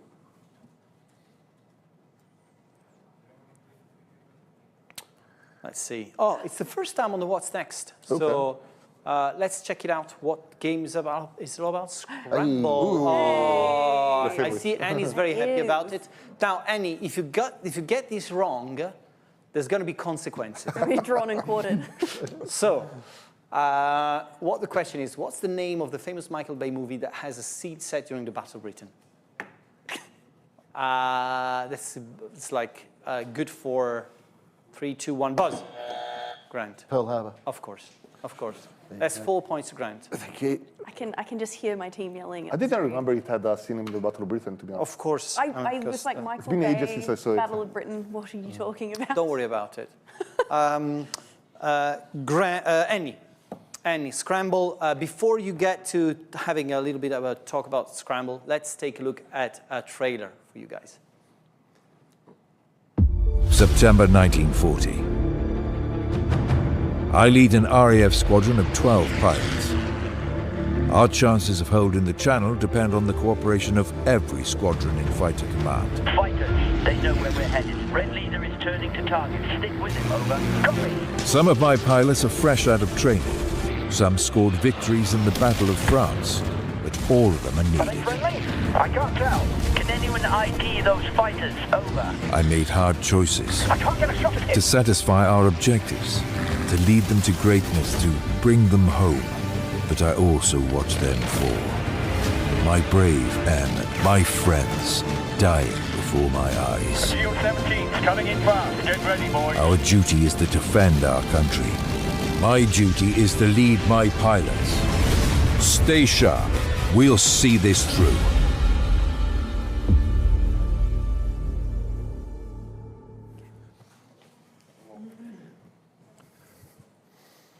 All right, Annie.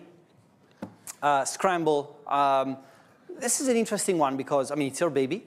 It is indeed. It is your baby. And, we have released early access, was it a year ago? About a year and a half ago, yeah. About a year ago. The campaign, is that, tell us a bit about campaign and then, going back to, when we'll expect 1.0 to come out. So, campaign. Yeah. As we mentioned, we're in early access, so we do not have our campaign in the hands of our players yet, but I can tell you a little bit about it.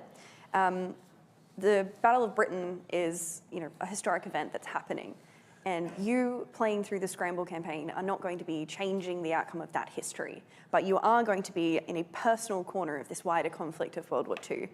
You are going to be, as a RAF leader, sort of talking through the tale of your squadron.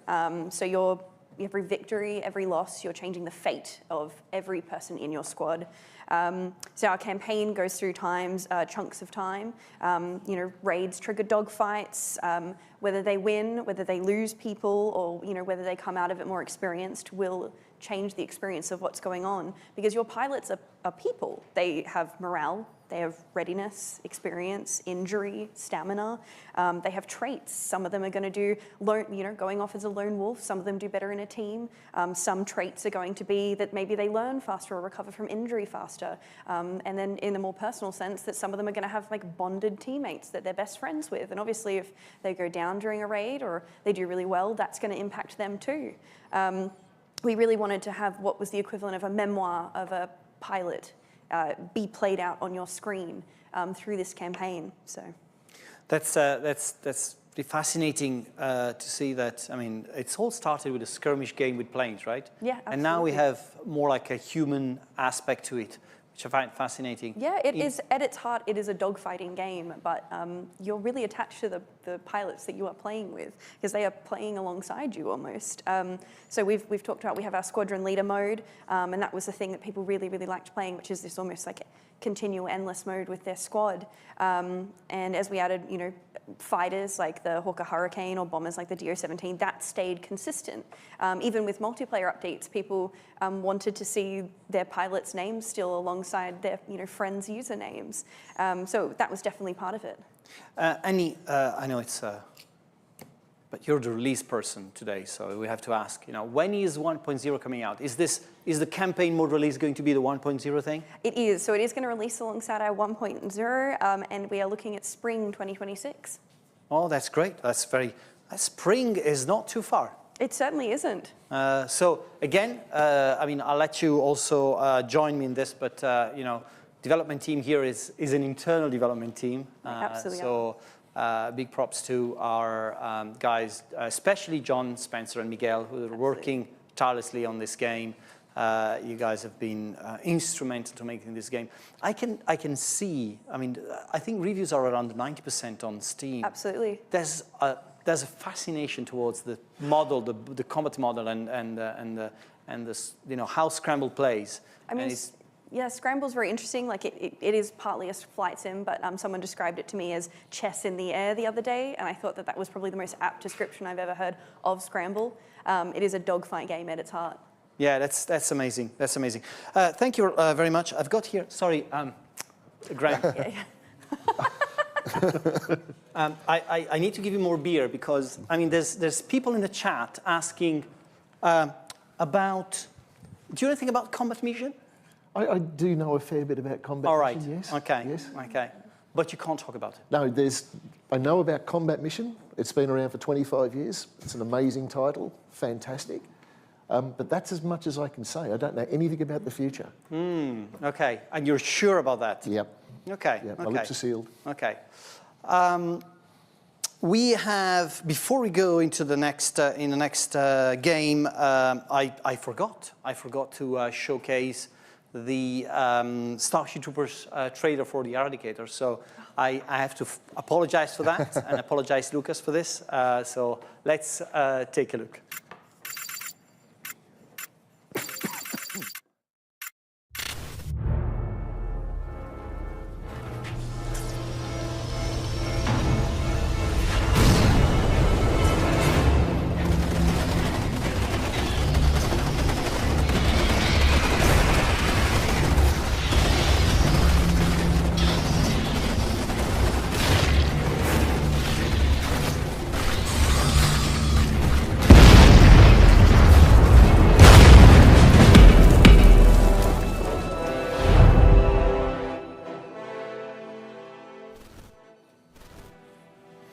Yeah.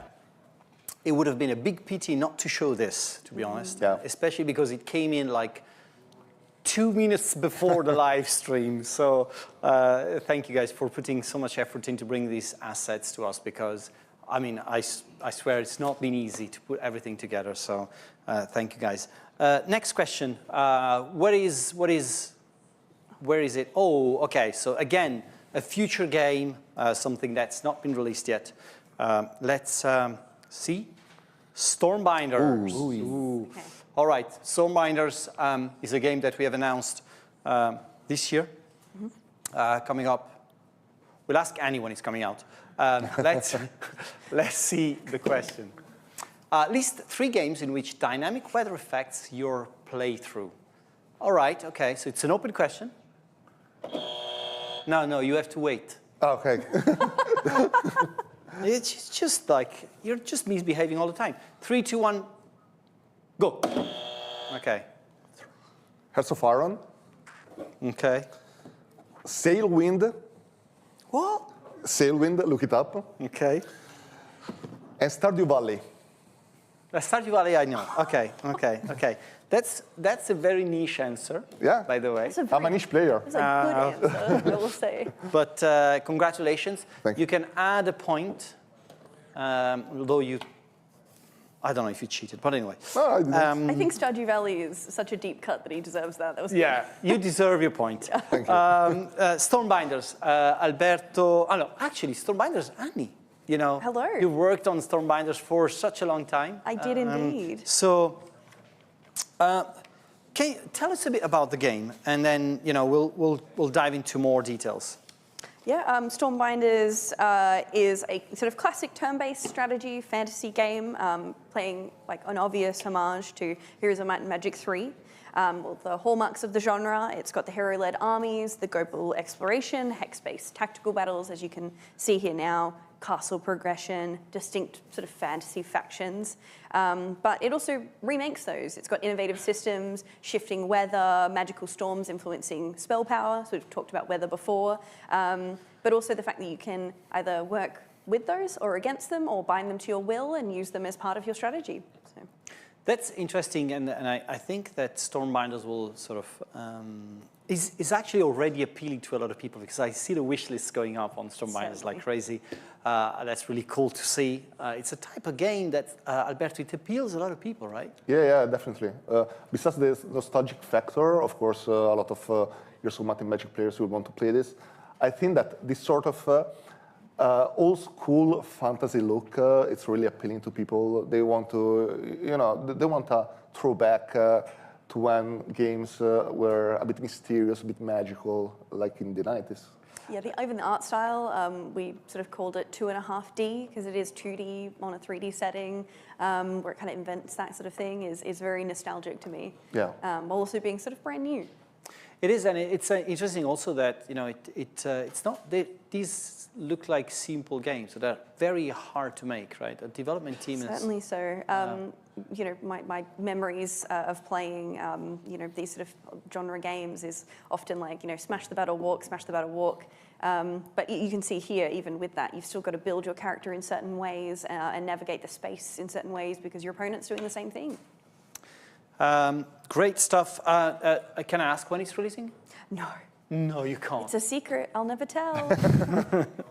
I cannot say that one for you. I don't know when it's going to release, but it's is it in beta? No, I don't think yet. Believe no, so. It's going to be coming to beta very soon. But if you stare at Slitherine.com/beta for a while, it might appear eventually. It might appear for you guys. Stormbinders is a massive game. It's really, really big. So expect to spend a lot of time on it. Alberto, do you want to spend a few words about the developers? No, they've been great to work with. They're very talented. I think they really get the type of game that they're making and they wanted to make, and I think that they're great guys to work with, and the game will be great. They're also passionate about the genre because they're all big fans of the. They were huge players of Heroes of Might and Magic, and that's why they wanted to make this game. It's a passion game for them. It is. All right, guys. So let's go back to the board. We've got more news coming up. Okay. So last on the Other Worlds segment, Terminator. All right. So this will close the already released games we've got, and we'll now focus on what's next. Question for you. How many movies and series are in the Terminator franchise? And in how many does Arnold Schwarzenegger appear? That's 2 questions. That's 2 now questions. Cheating. Yes. How many movies? How many movies in the franchise, and how many of these feature Arnold Schwarzenegger? I can see Grant is counting. 3, 2, 1, buzz. 4. 4 in the series, or 4 Schwarzenegger? There's 2. 4 with Schwarzenegger. 4 is wrong. Okay.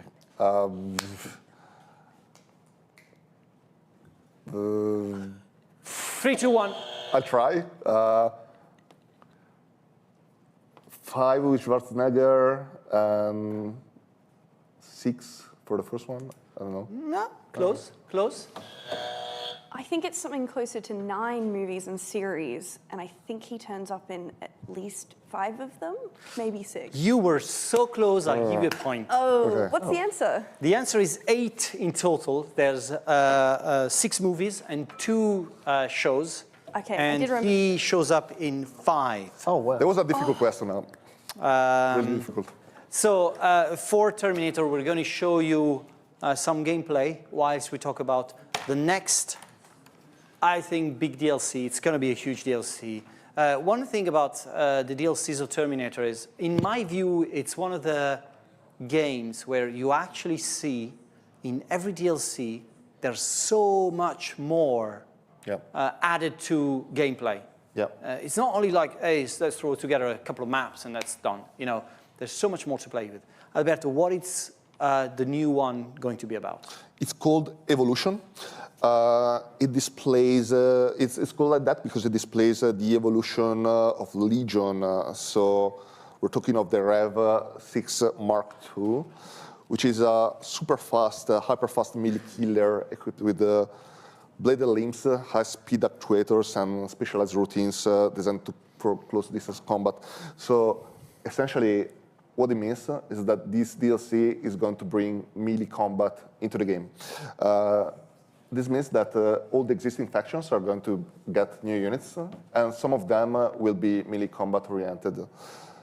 It also means that we're bringing the story forward, because as you can see in this trailer, we're going to set it in the frozen wilderness of Canada.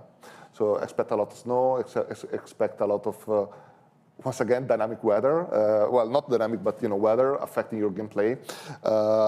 Speaking of Stormbinders, so low visibility, blizzards, and it affects mobility and detection, and of course also your tactical options across all the missions.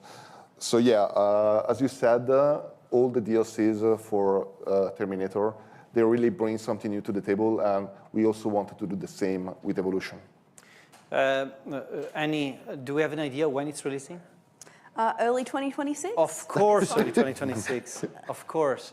It's one of the benefits of running a show very late 2025. You can kind of throw the dart at 2026. But this one is early 2026. It is going to be early 2026. Grant, if you were ever have to work on a modern warfare game with weather, how would weather impact the gameplay? I'll tell you what, there's 2 modern warfare games I'm working on right now. Okay. Ooh, one I can't talk about, and the other one I can talk about. Of course, of course. But I'd still like to give a big shout out to Patrick and the guys in Poland who are working on the first one that I can't talk about. But the second one is modern naval warfare. And it's, I just, again, another shout out to Dimitri at Yadis and the team in Greece who are doing a fantastic job. It's a nuclear submarine simulator, Virginia-class submarine, and the weather affects everything. The physics they've built into the game, the way the sea works, the weather, just you name it, they've got it in there. It's simply one of the best simulators for anything military I've ever seen, and that's what we're bringing out. And you've seen a lot of military simulators in your life, right? So. I've never seen one like modern naval warfare.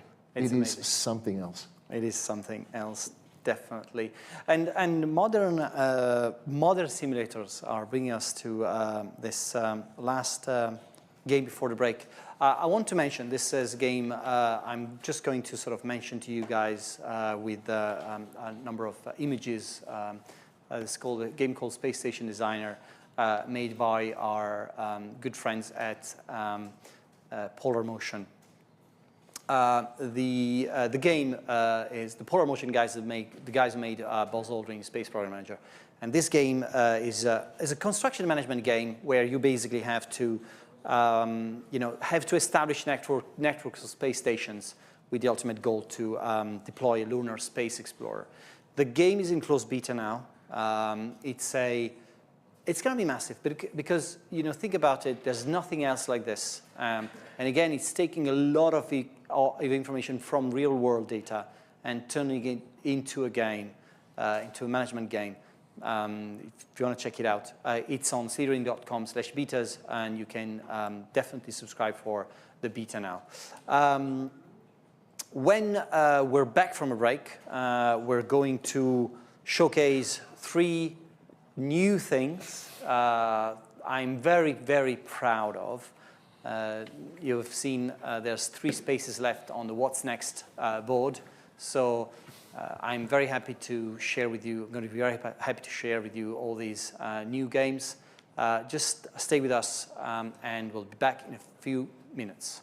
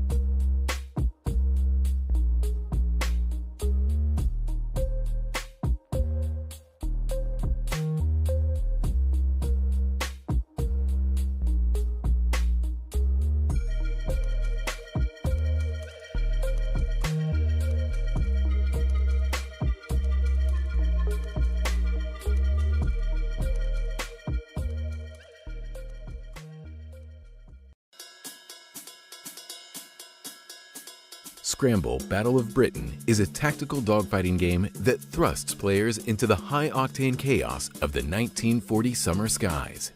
Lead your squadron through intense aerial battles in a 3D dynamic airspace as Luftwaffe and Royal Air Force fighters clash over the English Channel. In the early access release, players take on the role of a squadron leader, commanding a crew of pilots, each with their own unique strengths and weaknesses. Through each gameplay phase, planning, simulation, and review, players strategize and command aerial maneuvers, witness simulation outcomes in real time, and rewind the action to analyze battle damage using detailed camera tools. The planning phase allows users to strategically plan maneuvers for aircraft under their control using detailed graphics and UI, set precise controls and special defensive actions like escaping dogfights and bailing out from a plane. In the simulation phase, the camera can be directed toward the heart of the action, ensuring you don't miss a thing as you watch the planned maneuvers unfold in real time. Loop, scrub, and rewind through the review phase to assess battle damage and analyze and refine your tactics. Maintaining situational awareness becomes second nature with Scramble's suite of camera tools and intuitive user interface, while the cinematic control mode allows players to capture and share epic moments from every angle. But that's not all. Scramble features advanced damage modeling, where leaks, fires, and lost components can dramatically impact your aircraft's performance. Witness realistic aerodynamics and pilot physiology, with severe G-forces causing blackouts and enemy fire potentially lethal to pilots. So, get ready to soar into the action with Scramble, Battle of Britain, and experience the thrill of aerial combat like never before.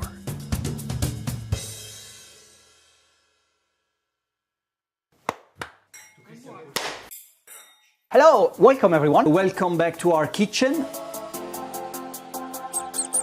There wasn't enough fennel in the supermarket, so we have coriander in place. Well, I don't know how to call it, but it's a great piece of game design. When players complain about a problem, they're always right. But when they come with a solution, they're always wrong. I was a bit of a pariah at Bethesda. I don't drink wine, I don't drink coffee, and I don't eat sushi. They're like, oh, don't bother asking Pete, he doesn't do that. Where Rossi put his helmet with his face like... This is one of the best experiences of my life. Ooh, ah. Thanks for joining us, guys, and we'll see you next time.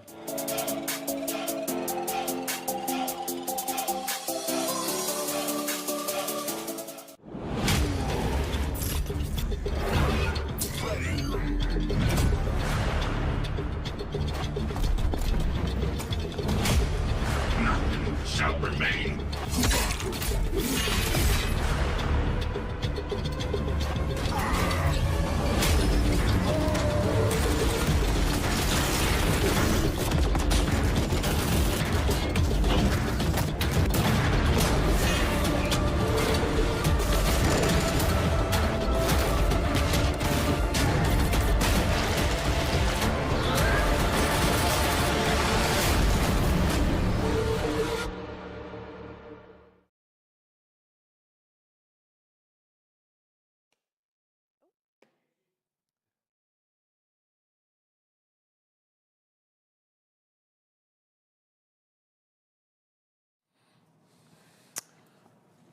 And welcome back, guys. We're here for the reveal of the last three games for today's show. The first one is a game you might know about, but you didn't know about under our umbrella. You will see very soon. 13th question on the board, and the question is about, let's go for the question first. Who were the two contenders in the race to invent the radio, and who won? That's two questions again. So 3, 2, 1.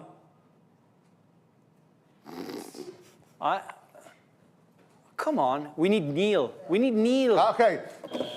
Oh, we were waiting for you to say go again. Yeah, exactly.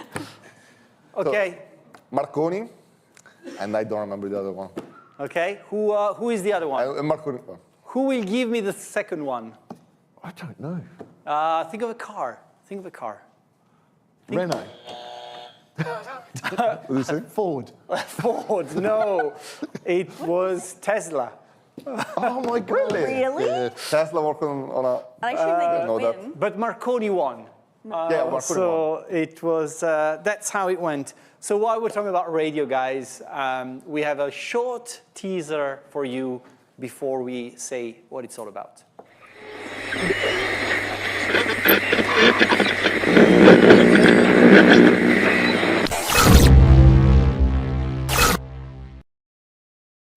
So at Slitherine, we have a new franchise brand that we are proud to add to our roster, Radio Commander. Radio Commander comes from a Polish company called Game Operators, and we have acquired the IP and the technology, and we're looking forward to grow a great franchise out of it. We're going to do great things with it, but first of all, very quickly, Alberto, what is Radio Commander? Yeah, Radio Commander is a game which was originally set in Vietnam. So we took the original Radio Commander, we rebranded it to Radio Commander Vietnam 64. It's a game in which you use the radio in order to get information and send information on the battlefield and send orders to the units under your command. Vietnam, of course, was a setting in which having real-time information was vital in order to understand where the enemy was. Most of the time, patrols will get ambushed and you will have to react really quickly. And of course, time is of the essence in Radio Commander. So essentially, you receive audio reports from the troops under your command, and then you're able to act on the information that you received as a commander and give orders to those set units, tell them to retreat, tell them to go to certain places on the map, and essentially give the type of orders that a real commander would give in that situation. The map itself doesn't really adjust automatically. You have to really move the tokens and the pieces of information around on the map according to the information at your disposal. So Vietnam 64 was a game already released by Games Operators. So, but we now have, you know... We are now the publisher of it. Okay, and then we have a new game under the same umbrella that we have announced. We do, and it's called Pacific 41. It's a Radio Commander game. It's set in the Pacific Theater. You will be playing as the Americans following the offset of the Pearl Harbor attack. And from one mission to another, you will be facing the Army of Japan and the Navy of Japan. And you will be facing those same harsh situations that the Marines and the US soldiers faced during those critical days of World War II. I think you know, it's very easy to understand what the game is about with this. As you can see, you can even take notes on the map itself. And it's very unique. For instance, here the player is giving orders. They're giving an order to move to those specific coordinates, which is near the beachhead. Every scenario represents a different historical, tactical situations that they historically faced. So you can expect different mechanics affecting each individual scenario. And I think it's a quite unique gameplay and a very different look for strategy. And There's we're really already... nothing else like it in the market. We're already thinking of bringing this same system to many other war theaters because it's just a fascinating way. Grant, if you were ever to make a Modern Warfare game, how much would radio impact gameplay? Oh, it's huge. It really is, because comms gives you the eyes on the battlefield and tells you what's going on and what's going to happen and where your troops are and how you're going to react. Without it, you're blind. But the thing is, the communications on the modern battlefield is so complex now, from satellites in the sky, and also there's all the electronic warfare that's there to stop it and make your enemy blind or make you blind. So it's huge and it's very, very complicated. It is very complicated and it's adding a completely new layer of management. Yeah, it's always, communications have always been critical, like in the American Civil War. They used to put balloons above the battlefield, try to predict what the enemy was going to do, then relay that down. But today, we're in space trying to find out what the enemy is doing. It's fascinating. Annie, when is Radio Commander Pacific releasing? Do you want to buzz in and have a guess? That's right, it's 2026. 2026, of course it's 2026. We're planning to release Pacific in the second half of 2026, but we'll keep you up to date with more about what is coming up on the game. Now, we have two spaces left on the What's Next, and I would like to ask you to see the next question. List 3 war games, like I'm saying miniature war games, that were adapted into video games. 3, 2, 1, buzz. Sorry, question. Like literal translations, like complete adaptions. Oh, come on. Give me 3 miniature war games that were brought to... Warhammer Fantasy Battles, Warhammer 40K, and HeroQuest. Okay. You're fired because you didn't mention Field of Glory. Okay. So I'm sorry, but this is your last day at work. I'm so sorry. But before you're fired, you have to complete the show today. And let's take a look at the video we have for you.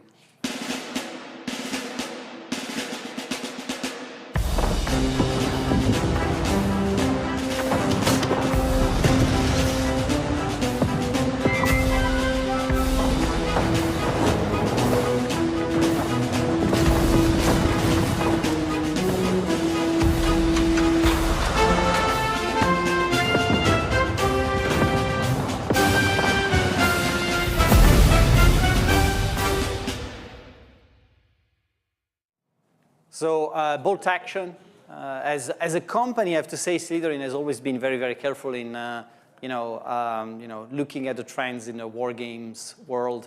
Bolt action is a massive miniature war games. war game. It's been, just released the 3rd edition towards the end of the middle of this year, this year. You can see that what we're trying to deliver here is the, giving the idea of a digital battlefield, as in where you're playing with digital toy soldiers. Before I get to asking questions about the game, I just want to say hello. I'm back. I adore this. I love bolt action. I love the fact we're going to get bolt action tabletop in a game. This is amazing. That was not trivial. So I cannot wait for this. Above all the work you've done. What was the first shot in this video? The first shot was actually a real map, and the second shot was the game map. Yeah. And all the shots are like mimicking actual game gameplay moments, which is a true testament of we're trying to make the game of the minis war game. Who wants to talk about the game? If I'm not fired, maybe... No, go for it. Go for it. You've got your job back. All right, let's go. So Bolt Action is a game developed by Fair Games. It's a quite faithful adaptation of the tabletop game. Not exactly one-on-one translation, but much like Battle Sector, we are trying to recreate the same spirit of the tabletop game. It's a turn-based game in which you're going to be playing in World War II, especially in the Western theater, although, of course, we have plans to bring this game to more theaters as well. The base game will be shipping with Great Britain, United States, and Germany. It's a game in which we're trying to recreate the same mechanics behind the asymmetrical turn system in the original game and bring the same feeling in the actual game itself. So you can expect a quite unique unit design, as you can see from the screenshots. For instance, when units are going to stand still, they're going to be sitting on those miniature-like bases, except when they're moving, the base won't show at all. Fully 3D environment, which have this sort of like a tabletop-y feeling to it. We'll have an army painter, which that's means massive, right? I'm not looking at a chat, but people are always going to ask about an army painter. Yeah. So in this case, we'll have an army painter. Yes, I love this. This is such good news. So that's amazing, right? And then, of course, we'll have a dynamic single-player campaign, which is a more sandboxy kind of experience. And it will be very replayable and very dynamic and very varied. Replayable skirmish battles, and of course, multiplayer will be really important for us to get it right for this kind of game. Can I ask to replay the trailer, please? Is that a possibility? They're gonna kill me now. Dum dum dum dum dum dum. I love this game. I love bolt action, and we're getting a real life version. Well, no, a game version of it. It makes me very happy.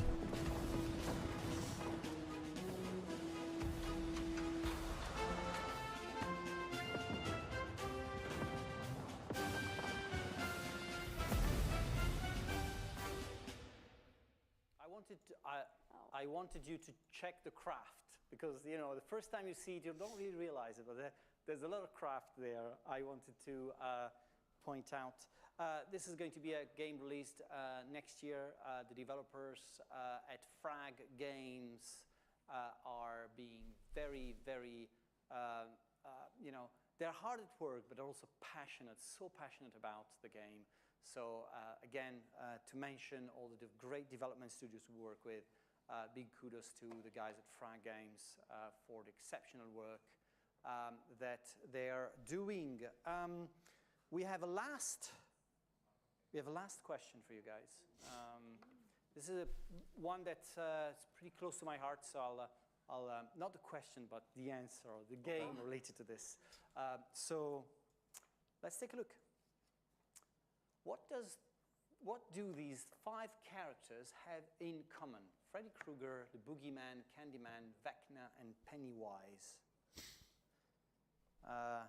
Like kids. 3, 2, 1, buzz. I'll give you 20. They appear in nightmares. They are appearing in nightmares. So you can give yourself a point. That's 4. We have a loser. This game is rigged.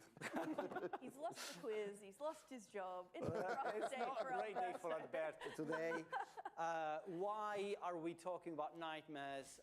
And before we get to I mean, the announcement here is of course that I'm going to have to thank one of the content creators out there, 2D Kiri, who I love your work, but also you've sort of pointed us into this direction when we were filming the first episode of The Hot Seat. This was back in August, I think, or July or August. And one of the games you mentioned was a game called Nightmare Frontier. And since then, we got in touch with Ice Code Games. The game was already out in early access, and we have now signed a publishing deal with Ice Code Games, and we are going to take care of Nightmare Frontier from now on. I'm very proud of it. I'm very proud of the work that Ice Code Games has done so far on the game. It's an amazing game and deserves a lot of attention and care and love. So very happy that it's now joining the Slitherine family. Alberto, tell us a bit about what the game is about. Yeah. So it has a quite unique setting. I want to start from that first. It's set in this alternate history version of the United States, in this dystopian version of the United States from around 150 years ago. Society has completely collapsed because there's this supernatural event which is causing nightmares to seep into reality, and people's worst fears are manifested into physical shape. So basically, if you're afraid of, I don't know, fire, you will see fire popping up. So of course, as you can imagine, this is not really good for a well-functioning society, which means that society is banding together these crews of scavengers, which are mankind's last hope to go on raids, scavenge enough resources to get back to base, craft more equipment and find out what is really going on. And this is the game. It's a turn-based tactical extraction looter. You might ask me, what is an extraction looter? Exactly. And what is a tactical extraction looter? Yes. So extraction looter is a type of genre that is normally associated with the FPS games, so first-person shooters games, in which you get into a multiplayer game, you have to fight against NPCs or enemies and other players as well, and loot as much stuff as possible. And then when you see fit, you just get out. And if you're able to survive and leave the map, you can bring what you looted with you and carry on to fight another day with more equipment and more stuff. This is essentially the same atmosphere that Ice Code wanted to bring to Nightmare Frontier. Again, it's a roguelike game in which you go out on raids. As you can see, there's a pure roguelike node system. You decide which sections of the city you want to explore, and then you face different encounters or different combats that are procedurally generated. These combats are super brutal. It's a really difficult game. It's a really unforgiving game as well. And you shouldn't get too attached to your guys either, in the sense that they will die, and they will die often. But they're quite expendable because you can just replace them. But yeah, there are some very cool, unique mechanics. So as mentioned, the first one is the nightmare mechanic. Essentially, depending on the guys that you bring with you, you will get different fears that you're facing. The more your fear meter goes up, the more of these nightmares will manifest. And they might show up as either enemies or environmental objects and hazards. We also have some really cool combat mechanics. For instance, control of the map is super vital. You can manipulate objects on the map by interacting with them. There are environmental objects. You can also push enemies into other objects, causing damage to them and also what they're going to hit. On top of that, there's a mechanic called Overcome. When you're able to kill an enemy in that turn, you're able to regain that turn, so you're able to fight and shoot again or attack again, which means that you can do this sort of very cool chain reaction kills, and possibly, if you're really good, you can kill all the enemies in one single turn. So it's a rather unique approach to the tactical tour-based we have just released an update for it, and there's a roadmap for it. So I want to show the roadmap. Annie, can you go through the roadmap for us, please? Absolutely, I can. We have just today, which is not on this roadmap, released a update for the game. So they've added a final boss storyline and combat, which pushes the actual storyline along, alongside some adding a sort of big boss and some other mechanics. The sort of early Q1, we're going into enhanced tactical deployment. We're adding new fears, which also automatically means new enemies. And we are also adding a raid briefing menu, revamping shotguns, and finishing the main storyline, which will be the second half of this boss part. Into sort of late Q1 2026, we're adding additional objectives on the tactical levels, new fears and enemies as well. We're adding headquarters menus. I think, as you mentioned, the sort of base management is quite a big part of this as well. So new items, obviously loot's a really big part as well. Introduction of a couple of side quests in the system and a new interactable type.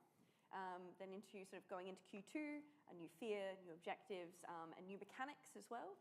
So ricocheting interactables, which will be really good for combos as well, items and side quests. And then late Q2, it's going to be the final tuning. So everything's sort of getting balanced and mixed up, and we're listening to your feedback in early access as well. And then we go on to the path to release. So Annie, is Scramble releasing out of 1.0 or Nightmare Frontier first? I think that depends on you, Marco. Oh, of course, it depends on me. It's always my fault. And what platforms you might possibly want to put the game on. That's a good answer. That's a good answer, by the way. Some motion in the chat. So this was Nightmare Frontier, guys, and this is the final game that we have shown today. One thing I wanted to mention, we said Ice God Games. There's 15 games in here, 15 games that we are actually actively working on. There's 14 games that we have not been covering or we have not announced yet today. That we're also working on. 2 of which are under Grant's helm. That we're going to see Grant very, very soon. We have him back for some military advice. Great. The other thing I wanted to say, of course, we have a lot of tournaments that are just open for signups. I've got a list here. It's basically every game with a tournament system active that we've got.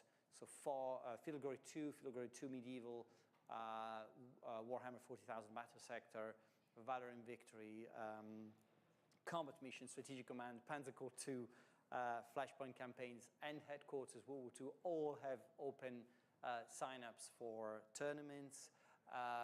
The other thing, of course, and because take care of the last bit of information, of course, we have a sale going on. So everything on Slitherine is for sale. Amazing news. Cannot wait. Cannot wait. I'm going to actually go and play RuneQuest Warlords now. I just thought it looked cool. But thank you so much for watching this stream, everybody. This has been Slytherine's new games. Some really interesting stuff coming out there. I appreciate you sticking around and for coming and checking out. They just release a hell of a lot of stuff. No, they're not coming from Australia. We wouldn't be getting them over for a 2-hour show straight from Australia. But I don't know what we have to name a winner there. Yeah. Let's do a question just for them. A question just for them. Ask me when something releases. Okay, so I have a question for you guys. Okay. Yep. What is the latest DLC that Slitherine has launched? It would be the Gladius Rampage pack. That's Correct. There you go. So the winner is Annie. Congratulations, Annie. You win absolutely nothing. Yeah!